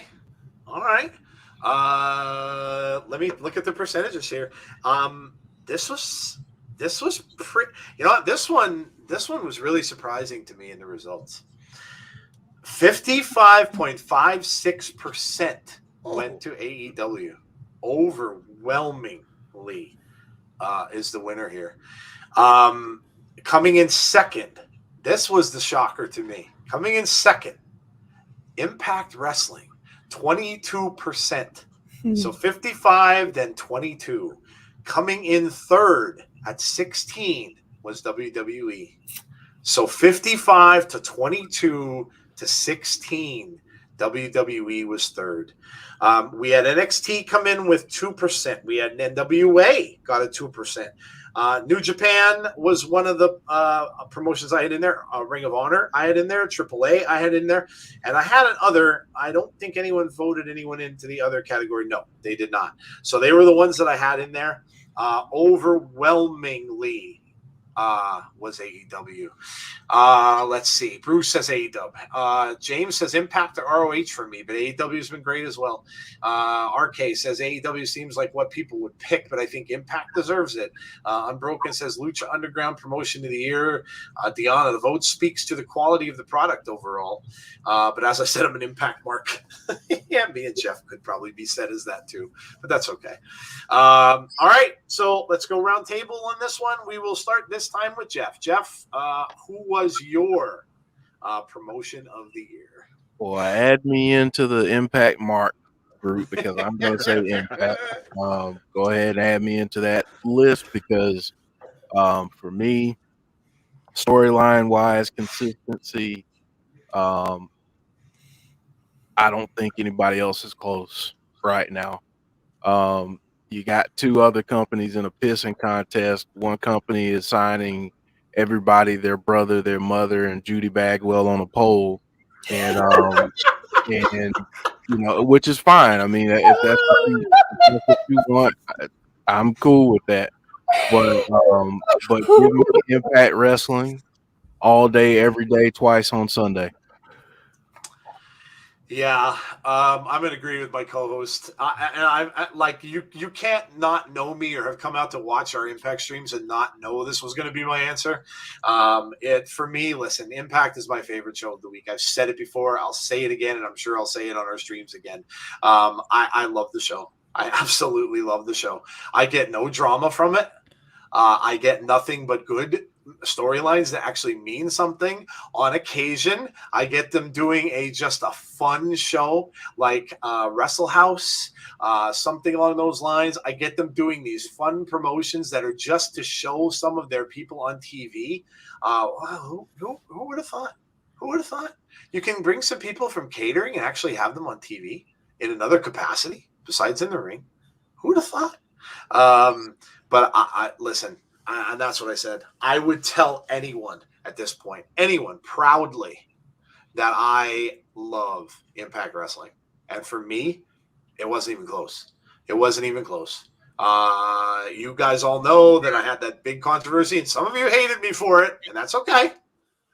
When I said I wasn't going to watch WWE for a while, and I didn't. I didn't watch a damn thing in WWE for months. And so for me, yeah, it's Impact, and hands down, and it's not close. It's not close. James said, I love WWE, always will, but they have sucked for a few years now. Mark said, AEW by a wide margin, thought it would be closer. Impact for me. James says, damn, a Judy Bagwell mentioned. AEW wins on product growth. Impact would win on a most improved category, says Unbroken. AEW, in my humble opinion at this time, okay. Well, Coog was probably one of the ones who may have voted for AEW, so there you go. All right, Tazzy, go ahead. Jeff, that was the lie of the day. That was the lie of the day. I love that. Yeah, it was awesome. Loved it. You guys ready for this? I'm actually going to go with Impact on this, and you guys want to know why? Here we go. The psychology in the ring. I know that. The psychology in the ring is awesome. The storylines is incredible. Not to mention, we're getting forbidden doors in the promotion. They're working with everybody, and when I mean everybody, they're working with everybody. You know what I mean? It's like, it's incredible. You want to have a promotion that's like, you just don't know what's going to happen because you really don't know. There's a couple of times that we did predictions and we're like, we was completely wrong because that's the way Impact works. It's just Impact is doing their thing, and I like the way they're being their own company. They're not signing everybody in the book, AEW and WWE. So shout out to them. I will say this. I am going to give a big shout out to, I have to do this because I have to. The first 8 months of NXT was awesome. They did their thing. Then they had to rebuild. But just that first all the way to August when they had the last takeover was incredible. Shouts to them. I had a lot of fun those first 8 months, but yeah, I have to go with Impact on this. Well, listen, a lot of people are going to miss the yellow and black brand of NXT for sure. They were doing some amazing work with Cross down there, and with Samoa Joe when he got down there, with Ciampa when he was down there, and when Cole was still there. And look at what they lost. Look at what they lost and who left that company. I mean, listen, we have a match coming up, match of the year, and I could pretty much say that one of those matches of the year is probably going to come from NXT. So yeah, it's a shame, but yeah, brand new company out there, like them or not. So let's see. Impact has signed Lance Storm as a producer. Yep, I saw that. I put that out there today. WrestlePro was great. Impact Wrestling is my number one, says John. Look at all the Impact fans. That's awesome. You know what, guys? I'll ask you this as a favor. if you are an Impact fan, and a lot of you in the chat are, apparently, spread the word. That's all I can tell you. Spread the word. Tell your friends. Tell them to watch it. Because if anything, they need a voice. They need a voice. They need people. And listen, this came from Hernandez, who was just released from them. But he said it too. They need a voice. They need people out there talking about their products. So do it. If you see something really cool on there, post it somewhere and get people talking about it. So, Jody, promotion of the year for you? I don't think it's even a question. You got to go with Impact. They're on a whole different level. They're severely underrated, and kind of like Deanna said, they're the true underground company, and I think that they have amazing things on the horizon. They've just got to get that.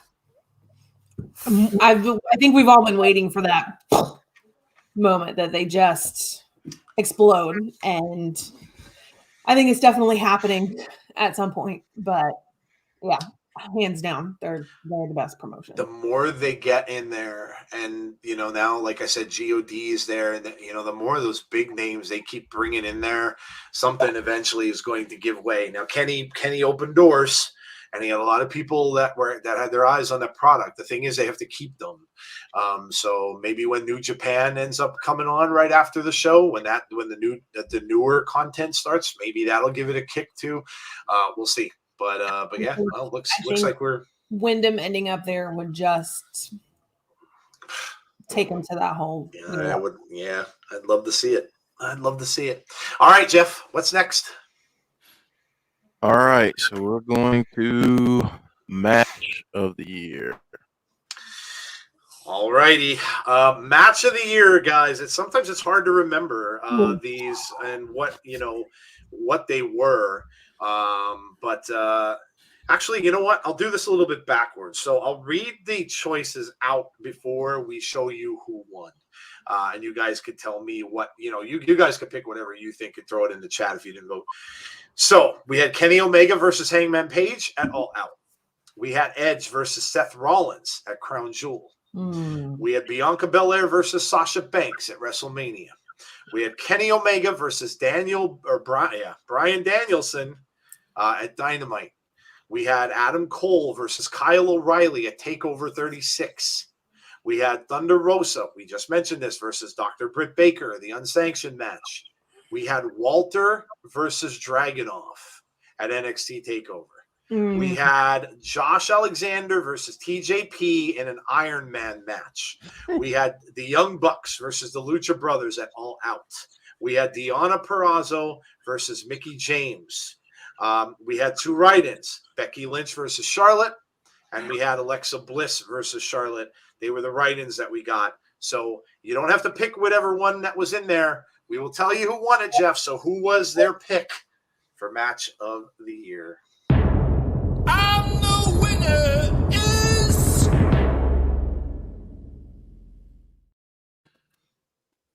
Wow, Walter versus Dragunov is the winner. Let's see the percentages on this. 36% picked Walter versus Dragunov from NXT TakeOver. 36%. Next closest down from that was 16, which was a tie. That was Josh and TJP on Impact, and Bianca and Sasha at WrestleMania. They were the second place. Third place was Young Bucks and Lucha Brothers at All Out at 11%.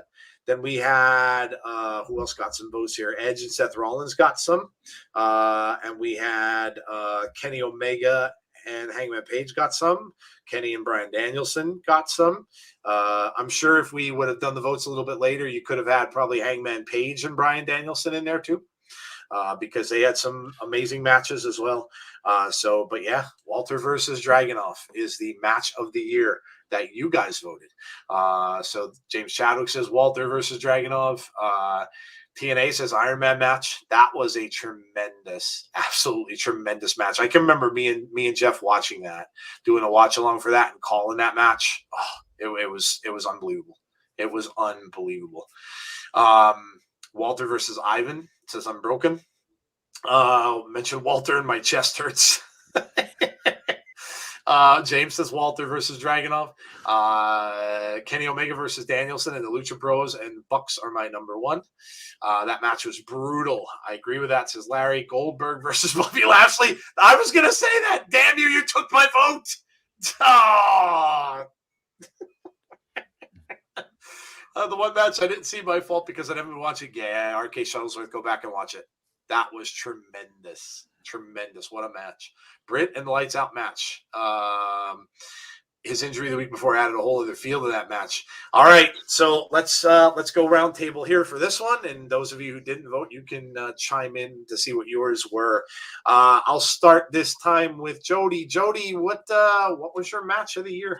I mean, I think I gotta agree. It's that match between Walter and Dragunov was insane.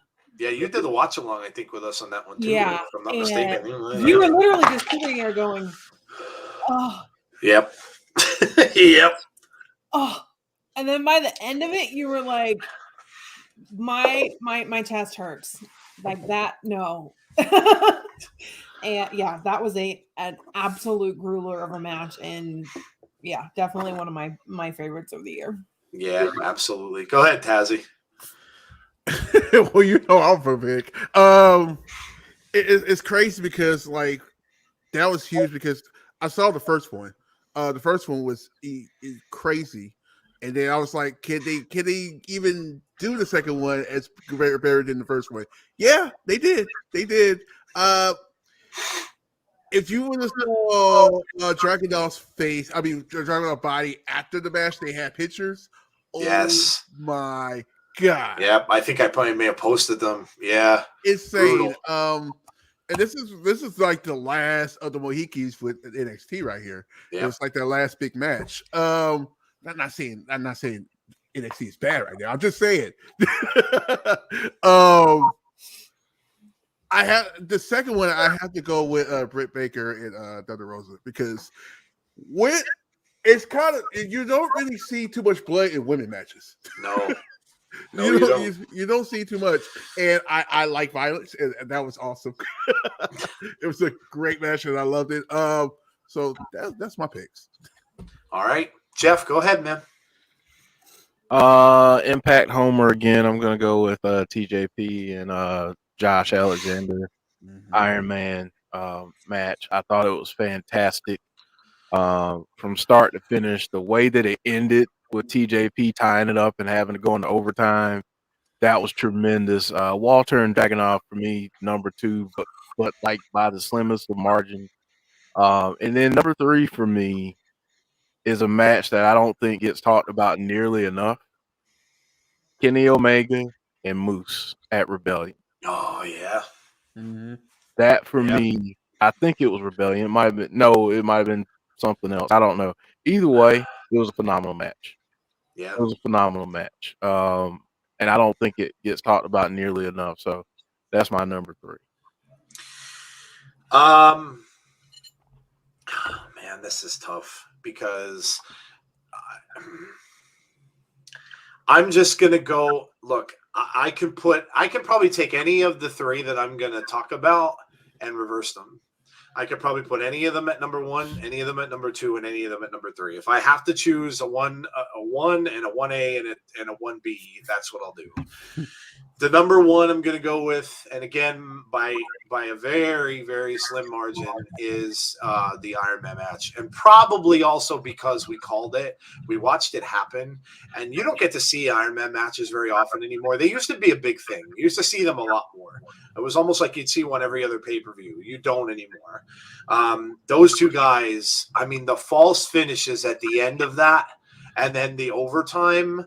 Oh my God, it was tremendous. Hats off to both of those guys, TJP and Josh. They put on an incredible match.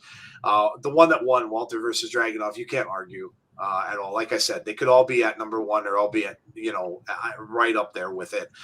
It was brutal, absolutely brutal. And my other one, I'm going to agree with Tazzy. Sitting and watching that women's match between Britt Baker and Thunder Rosa, I knew right there that something special had happened because it's just not something you would see. And the things that were going on, it was talked about for days after. And I respect the hell out of Thunder Rosa, and the match that they put on, and the fact that she won, and like Tazzy said, the thumbtacks, the blood. I mean, it was brutal, and it's just not something that you see in women's matches. So they would be my 1A, 1B, and 1C.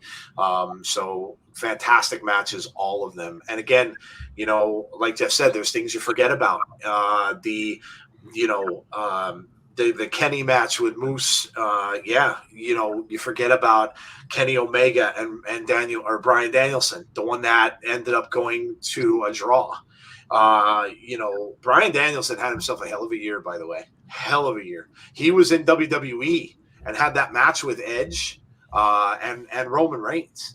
And then he went over and had bangers with Kenny Omega, and then had another one with Hangman Page. He had a hell of a year, absolutely hell of a year, and any of his matches were tremendous. He's still proving that he's one of the greatest wrestlers in the biz, one of the greatest. So, all right, let's move on. What's next? All right, so now we go into pay-per-view. Pay-per-view of the year. So what was the best big event pay-per-view of the year for you guys? And let's go. This vote was closer than a lot of the other ones. So this one was pretty close. So Jeff, who was the winner? Who won it? I'm the winner is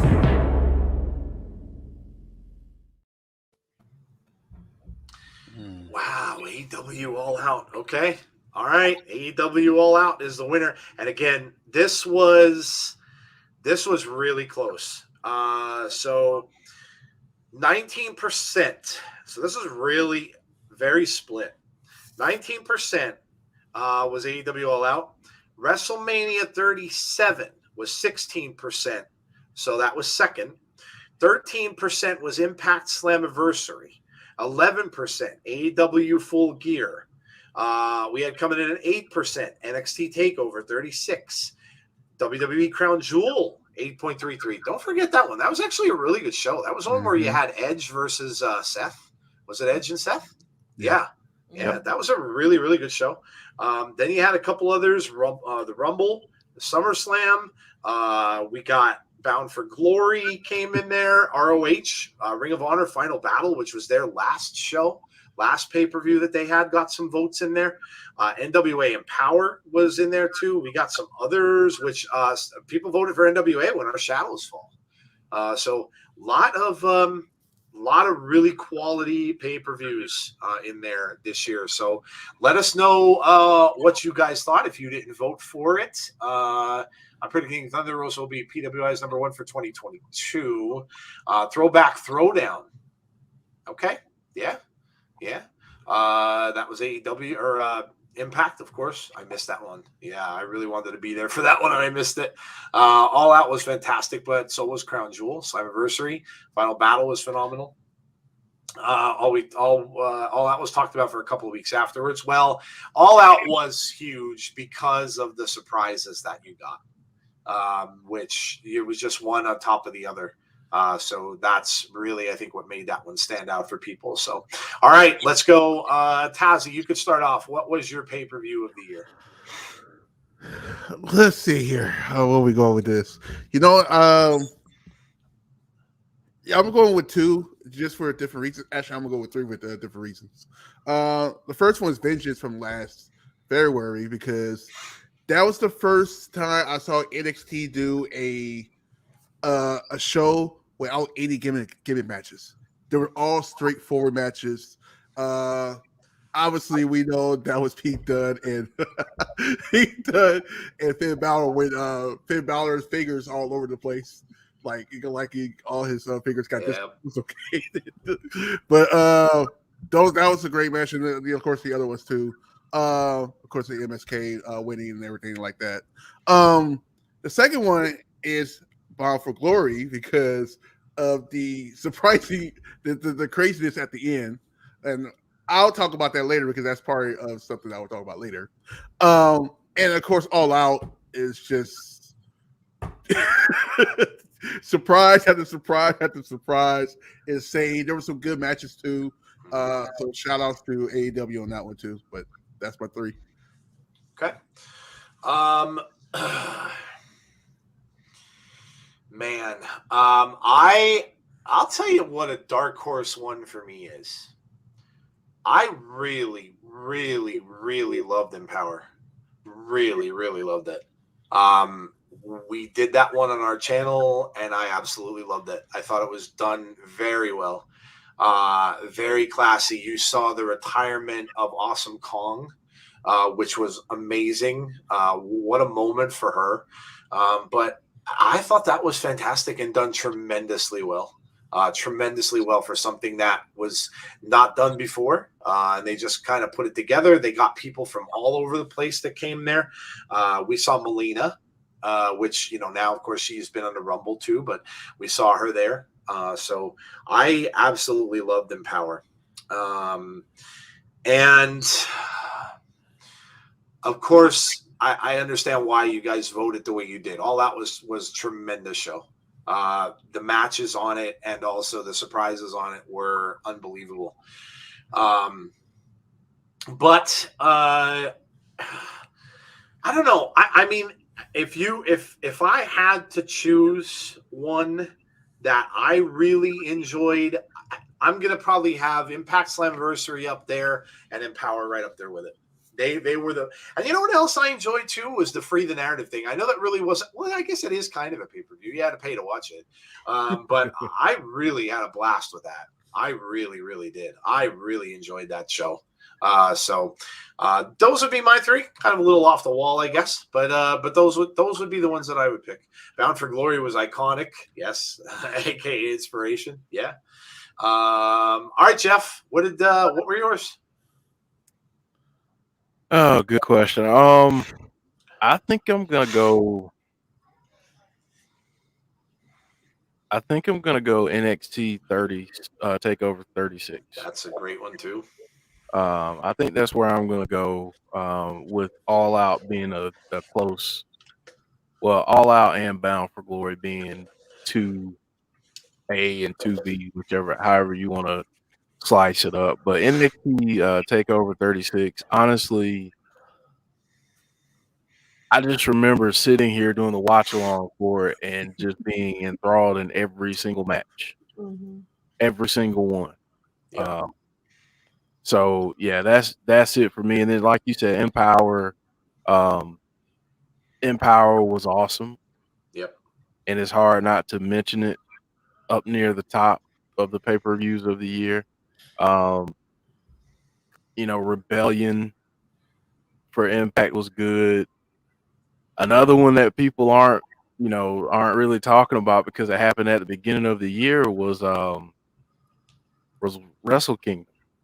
Oh yeah, New that's Japan. right. A lot of people, people were talking about match of the year candidates there. Yep. And you kind of forget about it because it happened all the way back in January, especially at the beginning of the month. So I don't know. I mean, I think, those are 5 that are pretty strong, but yeah, that Takeover 36 for me was yeah, it took cake. Great choice. All right, Jody, what was yours? I think the ones that stick out to me as far as like pay-per-views of the year are ones that we've had the most memorable watch-alongs for. Like those are the ones that really stick out to me. Like the watch-alongs stick out more than the actual pay-per-view sometimes, just because we have so much fun with each other, and all of those pay-per-views that we do together are really special. And that NXT takeover was special, and that's just the one that may be my favorite stream of the year that we did, because it was just like Jeff said, it was just one of those that we were just sitting there like, oh, this is so good. And WrestleMania night 1 with the main event, it was history, and you have to put that in a real special place too. So absolutely. Unbroken had a question. Do you think if you take the debuts from All Out, would it still have won? Good question. Chat No. answer. Yeah, Jeff put that in there. And yeah, put that out there for you guys. Can let us know what you think. All right, let's move on to the next award. Jeff, what's next? It's all ruffle some feathers. Storyline of the year. Storyline of the year. All righty. Does that Zicky Dice Twitch special count, Larry? It counts for anything you sure. If you that happened again after we kind of already had this out, but yeah, that was great. That was a really fun event to watch. Absolutely. Why not? Sure, it counts. If that's your opinion, it counts. Absolutely. All right. So storyline of the year. I'll read what we had here. We had the Bloodline versus the SmackDown roster. We had Big E winning the title. We had Edge and Seth. Seth invades Edge's home. Remember that one? When he did the home invasion? And he sat by the fireplace and had a cup of tea. Cross and Samoa Joe. Josh Alexander's chase for the Impact title. Mickie James defeating Deonna. Liv Morgan getting her chance at a title match. Becky Lynch's heel turn. Hangman Page taking down Kenny Omega after that, 2-year wait that we had. MJF and CM Punk standoff and that promo that they cut. Let me see what Alexa Bliss, Fiend, and Randy Orton someone wrote in. Wasn't one of the choices, but somebody wrote it in there. All right, Jeff, who won it? All right, let's see if we make. Let's see how we get over with this one. Let's see how this goes. And the winner is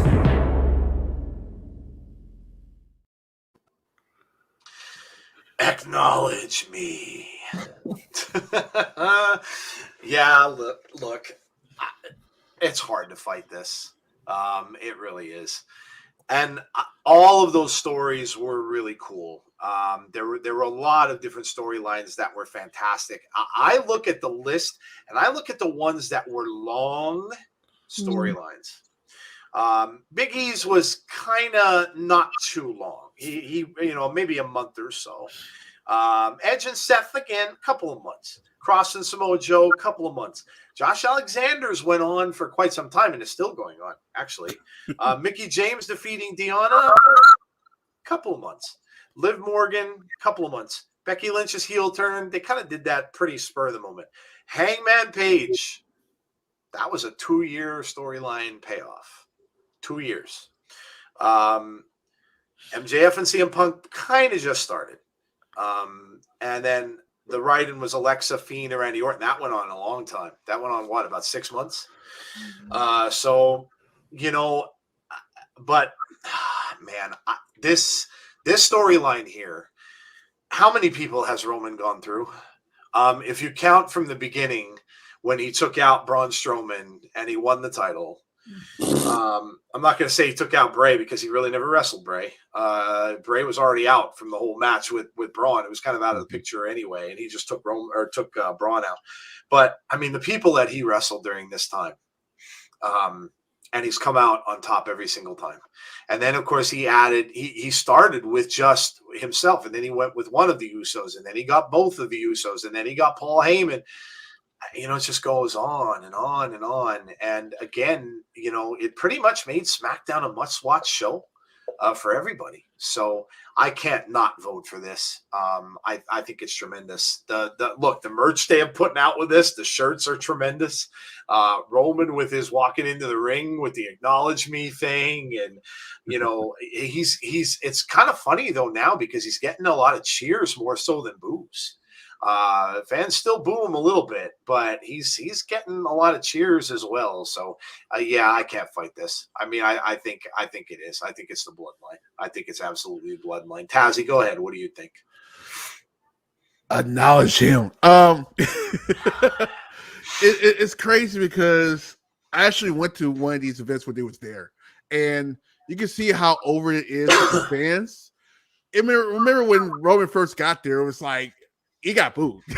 He was completely booed. And this is from a virtual audience when they first started. He got booed. And to see it now where you see people actually put ones in the air and everything like that, and every time you say announce me, they're all like, "Yeah, we announce you." You know, it's crazy. If they leave the character like this, by the way, yes, I'm choosing the Bloodline. By the way, if they keep this storyline the way it is, for it's just organically have Roman Reigns be a face, where it's like he don't change nothing, he just continue doing what he do, kind of like Stone Cold was. Stone Cold was organic. So if you do the same thing, you know, it's don't tell where this the storyline gonna go. Yeah, absolutely. Jody, go ahead. Yeah, I mean, like you guys said, you can't fight this. It's got longevity. It's keeps things, you know, a must watch. The only thing I will say about this particular storyline, I love it, and I think they're doing a great job with it. But I think there's little things that they could do to make it better. I think bringing Naomi into it. I think bringing more people into it that are part of the family would have made it just that little bit more. But they're still doing a fantastic job. You can't fault it. Yeah, I agree. Go ahead, Jeff. I can't argue with everyone, but for me, there's another storyline that is a close second. I put it right alongside the Hangman Page storyline, but the evolution of Moose.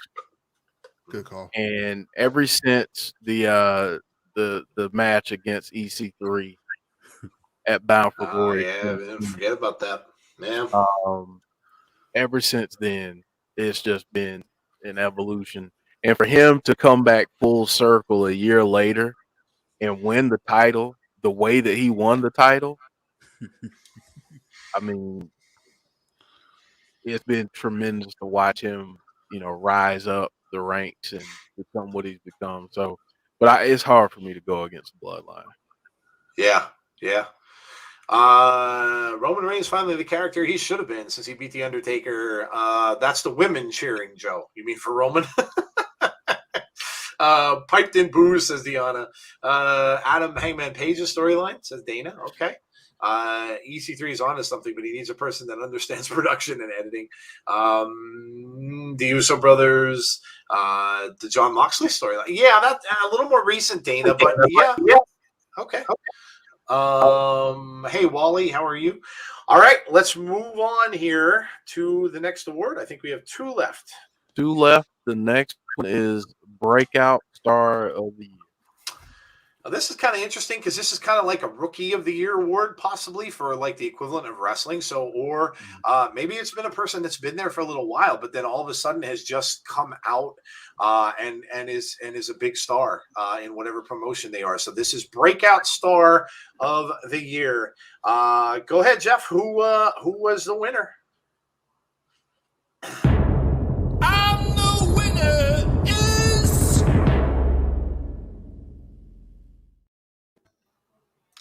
Wow, look at that. Look at that. Man, makes me all happy inside that an Impact wrestler won it. Good for you guys. Josh Alexander, man. It still makes me proud every time I hear something about Josh that this dude was on our show on New Year's Eve of 2021.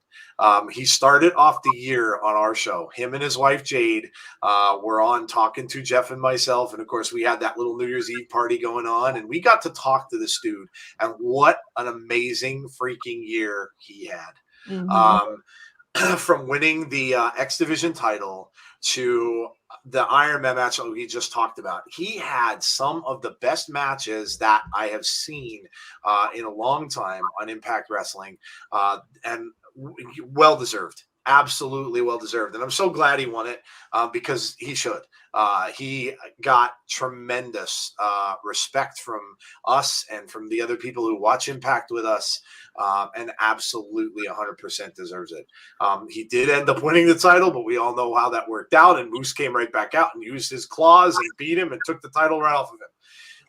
And we'll see what's coming for Josh. And now, we're talking kind of about maybe he's the guy that is going to end up on AEW. I don't know.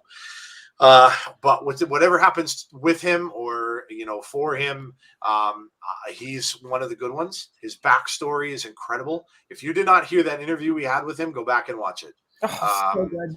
He talked about his injuries and how he almost wasn't wrestling anymore, and it's amazing. So to see him come this far and to see him win it was absolutely awesome. Absolutely awesome. So kudos. Josh, here's the voting. Josh got 20%.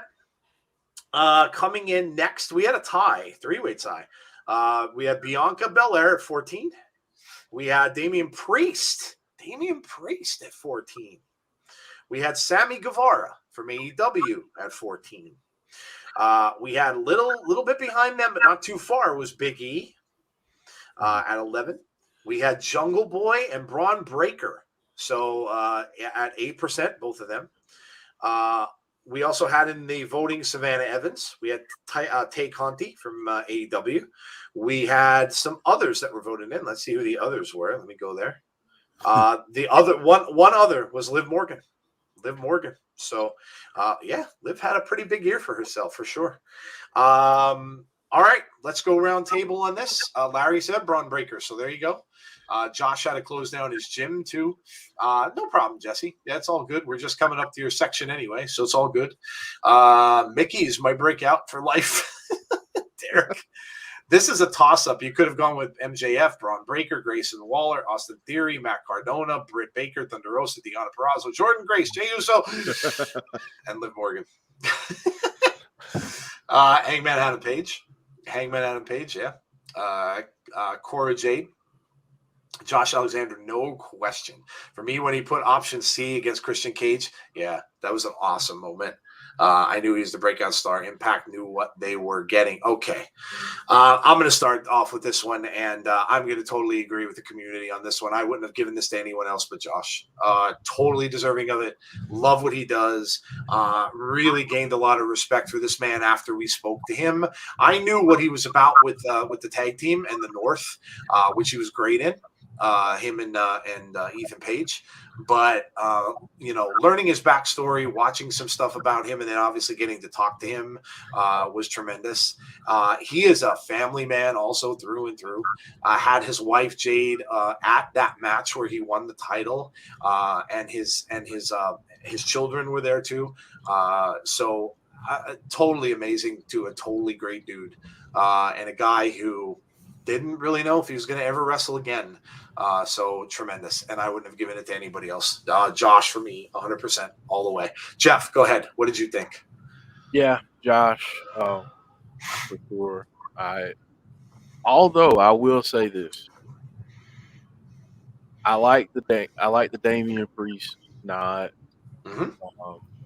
Darby, I think. James mentioned Roxy. I'm going to give you two others, though. I mentioned one already in Moose and what he's done. But what about W. Morris? Oh, yeah. Geez. Yeah. I mean, look, to think about where he was leaving WWE and at all of the struggles personally, and to come back and do what he's done for Impact Wrestling and look the way that he has, you could make an argument for him. But for me, Josh, all the way. Okay. All right. Tazzy, go ahead, man. Whew. Gotta go with Josh Alexander on this. But like you guys said, there's so many other ones you can actually pick. But as a storyline and as what he's been through, and it's like kind of like a breakout star, you gotta go with Josh Alexander. You guys said everything else, so like that's all. Yeah. Josh was tremendous. Go ahead, Jody. Yeah, we're unanimous. You got to go with Josh Alexander. Actually, it was that particular interview that kind of won him over for me. I remember sitting there listening to that whole interview and just thinking, man, this dude's awesome. And then, like you said, he just had that amazing year after that, and can't fault it. It started on our show. Yeah. Oh, man. Hopefully we can get to talk to him again someday. I know he's tremendously busy with everything that he has going on, but hopefully he can come back on and talk to us again. Yeah, it's awesome. Very, very cool. All right. Last award of the night. is Jeff. All right, last one is moment of the year. All right, moment of the year. I'll read the list of the choices. Josh, well deserved to win Breakout Star. I thought it would be Britt Baker because AEW gets more coverage, but always nice to see the wrestler win over the entertainer. I was thinking Moose, but I feel Moose is already made. All right, so here's what I had put in there for moment of the year. CM Punk's return to AEW in his hometown. Bryan Danielson and Adam Cole join AEW at the same time. The Fiend returned at WrestleMania. Heals himself and comes out of the pop-up box. Big E wins the Raw Championship. Bianca wins the title at WrestleMania. NWA with the all-women's pay-per-view. ROH says farewell. John Cena's returned. Samoa Joe's returned to NXT. Hangman Page defeats Kenny for the AEW title. Malachi Black becomes All Elite. And other, let's see what people voted. Becky Lynch's return was voted in. So, all right, Jeff, what did the community vote? And the winner is...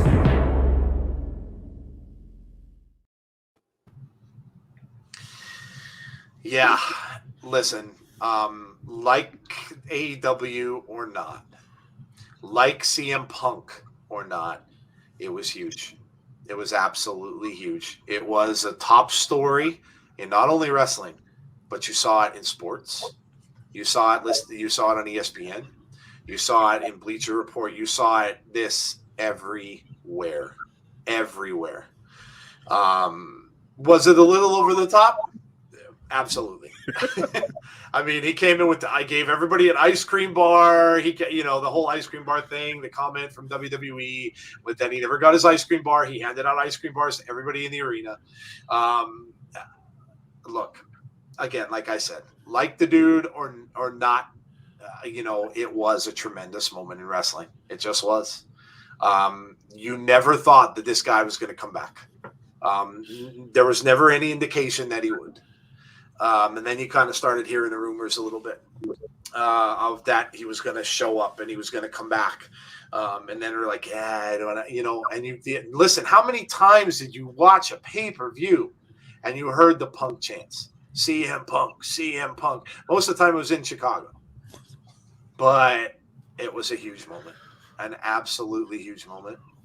So that's what you guys voted, CM Punk. And let me read the hold on, let me get back to the results here. So the percentages were, I got something stupid on my thing that's in my way here. So we had overwhelmingly with CM Punk 50%. 50%. There wasn't even a person in double digits after, or a vote in double digits after. The next closest was 8%. That was the Fiend return and Bianca Belair. They both came in at 8%. We had a couple at 5%. Ring of Honor saying farewell, and the Big E winning the WWE Championship, and then Bryan Danielson and Adam Cole joining. And then after that was just all, a couple 2% here and there. So overwhelmingly, 50% was CM Punk. So, all right. Well, that's let's go round table one more time, and then we are finished with our 2021 takes for the year. Tazzy, I'll start with you. Moment of the year for you, dude. The CM Punk return was a big moment especially in Chicago. I don't know if it would have been the same reaction if it was not in Chicago, but it is what it is. I actually got a couple of other moments. One was the Bound for Glory, the ending of it with Moose cashing in to beat John Cena. That was huge. That was huge because we all been like, oh my god, I can't wait till Moose win the title, and just to see him winning, it's like, wow. Unfortunately, it cost of a John Cena losing, but it's part of the storyline. It is what it is. The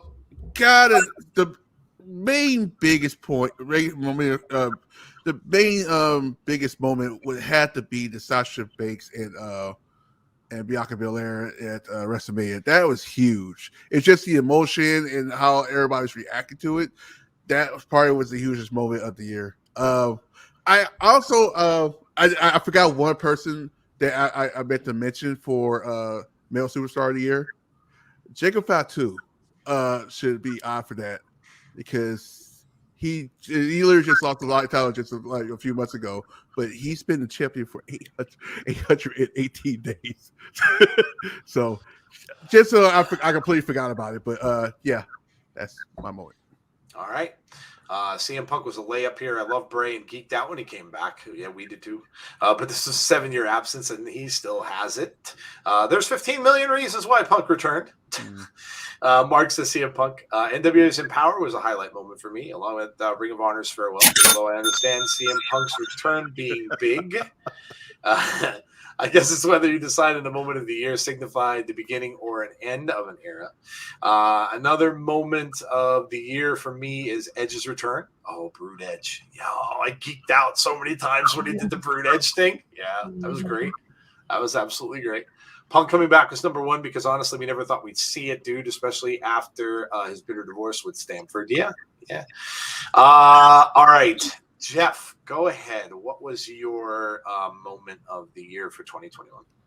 I mean, it's hard to disagree with the community. I would argue that Empower being done the way that it was deserved to be somewhere in the conversation. Tazzy mentioned Sasha and Bianca. Seeing Big E hold up that championship, though, that was just a huge moment. Seeing a guy that never got the opportunity for so long, and then now he had that chance and made the most of it. And you can say what you want to say about his title run and all of that. I disagree with a lot of people, but I think that was a huge moment. But it's really hard to argue with people with CM Punk. And you know what? What's funny about all of this is people are still chanting CM Punk. So it really didn't put an end to what I had hoped for. So there you go. Joe, you forgot the Kiss Demon. See, that's the thing. Everybody's moments for this moment of the year is going to be something different. You're all going to have your own opinions on this because it all depends on how you look at wrestling. I look at biggest moment of the year, and if I'm looking at it personally, for me, it's a mark out moment. And I can remember my mark out moments that I had. I marked out when Bray came out in the box. I marked out when Edge came out as the Brood Edge. I marked out when the Kiss Demon walked out because this is the kind of stuff that makes wrestling cool. Because this is stuff that brings back memories, things that you remember about the past, and that's why sometimes when they keep evoking or going to the same older thing and bringing it back over and over again, it kind of ruins it after a while because it's like, yeah, okay, I've seen it once, but let's not go back to the well 16 different times. But yeah, it's, for me, when I look back on it, it was a fun year because there was a lot of really cool stuff that I can remember sitting in this chair and doing watch-alongs and being like, "Oh my God, this is all," and screaming like a fool. A 52-year-old man screaming like a 12-year-old or 13-year-old teenager. But look, that's what wrestling's about. So, all right, Jody, what about you? I mean, Bray's my dude. So watching him, still get that cinematic moment at WrestleMania, even though there were fans there, he still had that little cinematic moment, with the regenerating. And then he came out of that box and that moment that he just stood on the top and didn't break character, so to speak, but you could tell he was just taking it in. Like it was the biggest time the fans were back after everything. And, I knew because he told me how much he missed the fans. And that was just I can't imagine how amazing that moment was for him at the moment, not knowing what was coming a few months later, that would be the last time that he would be in front of fans, and we don't know until we don't know when. And I wish that I would have known, looking back on it, that would have been the last time, until we don't know when, that we would see him in a pay-per-view, in a ring for a while. And I don't know, it just, looking back, like I said, looking back on it now, it hurts your soul a little bit, but I'm really glad that he got that moment to appreciate that the fans are back. And really, he's just one of those people that just adores the fans. And I'm really glad that he got to appreciate that moment on top of that box, just looking out and looking at all the fireflies, and them being so excited that he was back, him being excited they were back. It was just one of those really, almost like, him winning the belt and crown jewel, and he broke character a little bit then, because he was so overwhelmed with emotion. When Bray is overwhelmed with emotion, it just touches your heart in a completely different way as a Bray fan. And so that's it for me. All right. Talking about the Brody Lee homage episode, that actually came the end of 2020, but that's okay. Yeah, it was a great show. It was absolutely great, in a very, very horribly sad time, but yeah, absolutely great. He did get a tribute to John as well during WrestleMania match. Tazzy, go ahead. What happened? He already went. Oh, you did. Oh my God. Until I'm getting tired. Did we all go? Yes, I know. All right. Well, there you go, guys. That is your 2021 awards for the year. They were all voted on by you. Some of them were really, really cool results that I really didn't expect to see, which is really neat. Looks like, from the time we started, look at that silly picture. That's hilarious. That's hilarious. From the time we started until now, this is three of them we've done now. Things have really changed. Really changed. For the most part, the first one we did, it was all unanimously, almost all WWE. All WWE. And now things changed. And that could be because of more of the people like you that we have on our shows and coming out to watch. Different people are watching some different stuff. You've had AEW factor in because they weren't around. You had now Impact factoring in. You have NXT factoring in. You have ROH, other things that you guys are all watching. So it's very cool. It's very cool to see. And I'll be really interested to see what we get next year, because we've already had, like I said, we're only in the first week of February, and we've had some huge moments already this year, with stuff going on in Impact and stuff going on in WWE and AEW. So, and apparently we've got something else big coming on Wednesday. So there you go. That is our award show for the year. And Jesse, if you're out there, I think Jesse did join us, unless she fell back asleep. But if you're out there, you're up, I believe, Jeff, right? Yep. All right, Jesse. So there you go. We haven't had this for a little while because Jesse hadn't been able to join us because she had, Jesse's tired. Jesse's getting close to having her baby. I know too. What is 7? Is it 7 months? 6 months? 7 months? That gets a little tough to stay up so late. But Jesse, if you're out there, now's the time. And if your yep, there she is. All right. And if your critic is out there, I don't know if he's still listening, but hey, if he's out there too, I'm sure he's probably going to chime right in. So there you go.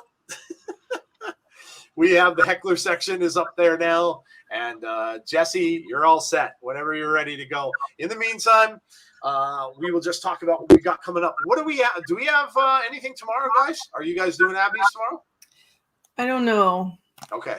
So we're starting a blitz at work where we're going around to every single site and clearing all of our medical backlogs. So I may be there till 7 tomorrow. I just don't know.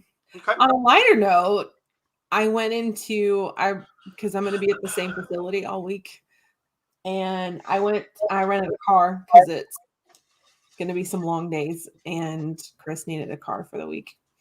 And I went in and picked up my rental car that my company paid for, and they were like, so they got you like an economy car. It was a Volkswagen Golf. And he just looks at me and he goes, I like your hat.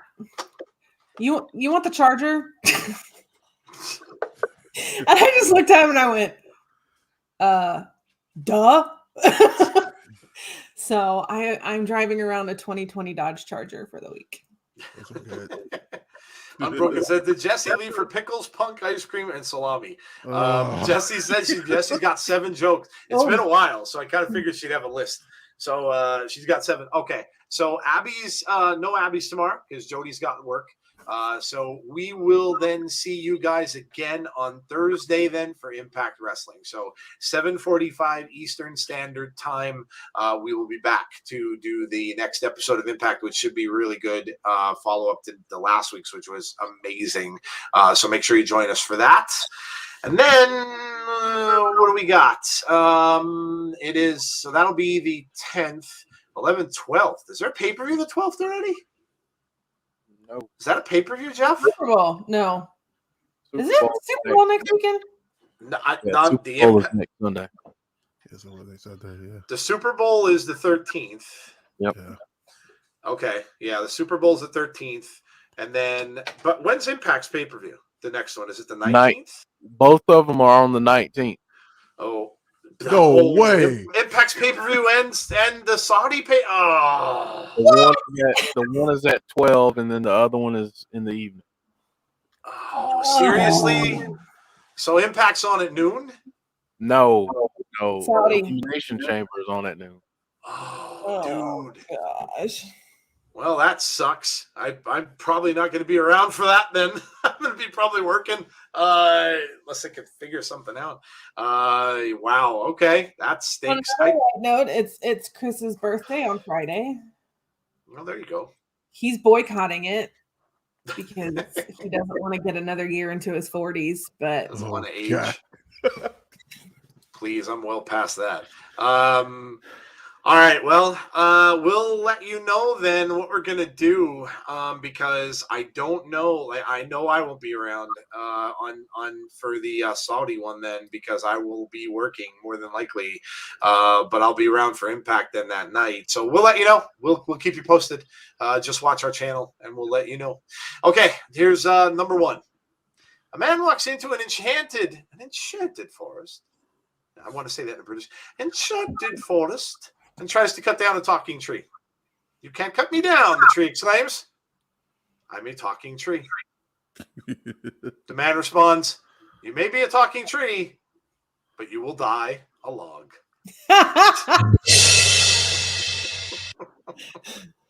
Nice. I like the little story with that one, too. That was good. It was like story time. I liked it. WWE counter program against Impact. I don't know. No, like Jeff said, the Elimination Chamber will be early because they always have earlier times for that. I wasn't even thinking of that. That's that. I thought it would be on a Thursday because usually they have their pay-per-views always on a Thursday. But being that it's on a Saturday, but it will be earlier because, of course, they are, very different time from the United States. So that one is going to start early. So no, it won't overlap. The Impact one will be on that night then. So we'll definitely have that for you. But we'll let you know about the other one and what we'll do. I mean, the guys can obviously do it without me if they're going to be available. But we'll let you guys know. We'll keep you posted. Dang, joke was too long to find in one comment. All right, here's number 2. Don't challenge death to a pillow fight unless you're prepared for the repercussions. All right. That's a good start. It's a good start. Good start for Jessie in her comeback here. How many wrestlers does it take to screw in a light bulb, says Unbroken? I don't know. Here's Jessie's third one. Even people who are good for nothing have the capacity to bring a smile to your face, like when you push them down the stairs. All right. Nice. The first two were like all light and everything, and now they're getting mean. Oh gosh. So yeah, we'll keep you posted.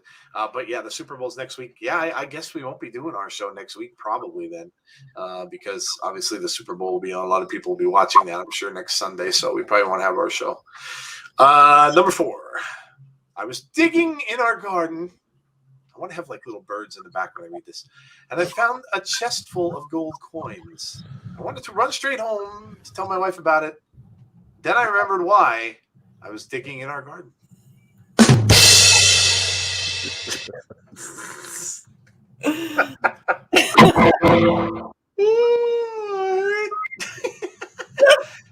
She went from, you know what? It went from like right here, and it was like all this light stuff, and now we've just gone down to the dark level. It went to the dark side. It just went all dark. Oh God, that's great. Speaking of getting mean, yeah, you think? Go Bengals. Oh man, yeah, I hope the Bengals win too. All right, They better win. Number 5. Yeah, that's right. Tazzie's a Bengals fan. Mm-hmm. My grief counselor died. He was so good. I don't even care. Wow. We need an Undertaker gong sound effect here now. We've gone down to the depths. We've gone to the depths. Thank you very much, Jeff. There you go.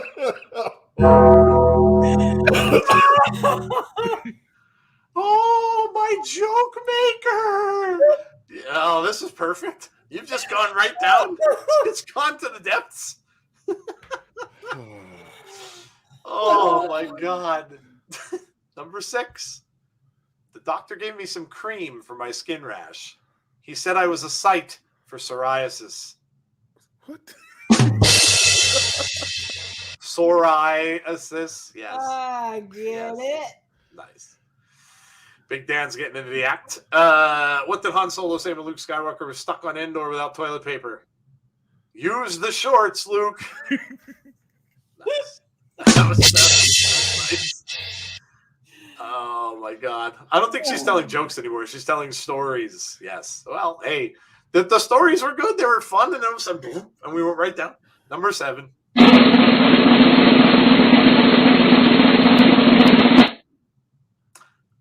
I just got my doctor's test results, and I'm really upset about it. Turns out I'm not going to be a doctor. Well, there you go. That one finished lighthearted. So we started up here. It was all like light and cute, and then we went, and then we went right back up. So there you go. Oh my! And no critic. C must have fell asleep. We had no critic. Well, Jesse, listen. We hope you're feeling well. It's how far are you along? Is it? Did you tell us it was 6 months recently? That's crazy. I can't believe it's gone that fast. You brought us back to the light. You did. You did. Yes, you did. Just like Luke Skywalker. You did. She brought balance back to the Force. So how close is the baby, Jesse? Let us know. Wow, I can't believe it's that long. That's nuts. How quick time goes. Crazy. All right. Well, there you go. I mean, she's truly telling true stories, says Alicia. Well, hey, listen, 6 months in a week. Man, oh man. Yeah, I'll bet. Yeah, I'll bet. Oh man, that's crazy. Well, hey, congratulations. That's awesome. Only 3 more months to go. 3 more months to go. Reflux is a pain in the butt. I'm sure. But that means that if the old wives' tale is true, my sister had reflux every single day of her pregnancy, and boy, did that kiddo have a lot of hair. Well, there you go. Hair. Jesse's gonna have a Wookiee as a baby. So he had a lot of hair. He's so stinking cute though. there you go. Nice. All right, guys. Well, listen, we're going to end it here. We've been on with you now for quite a while. It's getting on for almost 3 hours. But listen, thank you all for joining us tonight for the awards show. Again, this is always a special place in our hearts because this is where we began. So thank you for voting. And thank you for coming out and checking out the show with us as well. And thank you for putting up with my antics about Goldberg. I hope you all knew I was kidding. And if you didn't, well, hey, then I got you. And I hope you enjoyed my sassy Abby moment. Yes, we had Jody's sassiness, and yes, we had some crazy things happen on the show. So there you have it. Thanks for coming out, guys. Make sure you come out and join us for Impact Wrestling this coming Thursday at 7:45 p.m. Eastern Standard Time. We'll see you then. And then we'll talk more about what we're going to do for the following weekend because I didn't even realize that that would be on earlier in the day. But we'll talk more about that as we go. This coming Sunday a week today, we won't have our show because that's Super Bowl, and I know a lot of people do watch the Super Bowl and stuff like that, so we won't do this next week. We'll probably get back to it the following week, but we'll see. We'll keep you posted. Again, make sure you hit a like on the way out on the stream if you haven't done so already. If you haven't subbed to the channel and you're new, make sure you sub to the channel for us as well, and also make sure you hit the notifications button so you know when we will have our next show. Tazzy, do you got anything going on before we head out? No, we're clear for the week. Start on next Monday. Okay. All right. Well, there you go. That's it, guys. We're done. Have a great rest of your Sunday night and enjoy the wrestling tomorrow. Raw, of course, and whatever else you're going to watch. Enjoy NXT on Tuesday and AEW on Wednesday. I'm sure we'll probably be tweeting about whatever that big surprise is that we're going to get on Wednesday night from AEW. We'll see. So stay safe. Be kind to one another, please. Especially on the socials, and stay away from the dirt sheets. Stay away from the dirt sheets. And hopefully we'll see you all on our next show. Have a great night, guys. So long.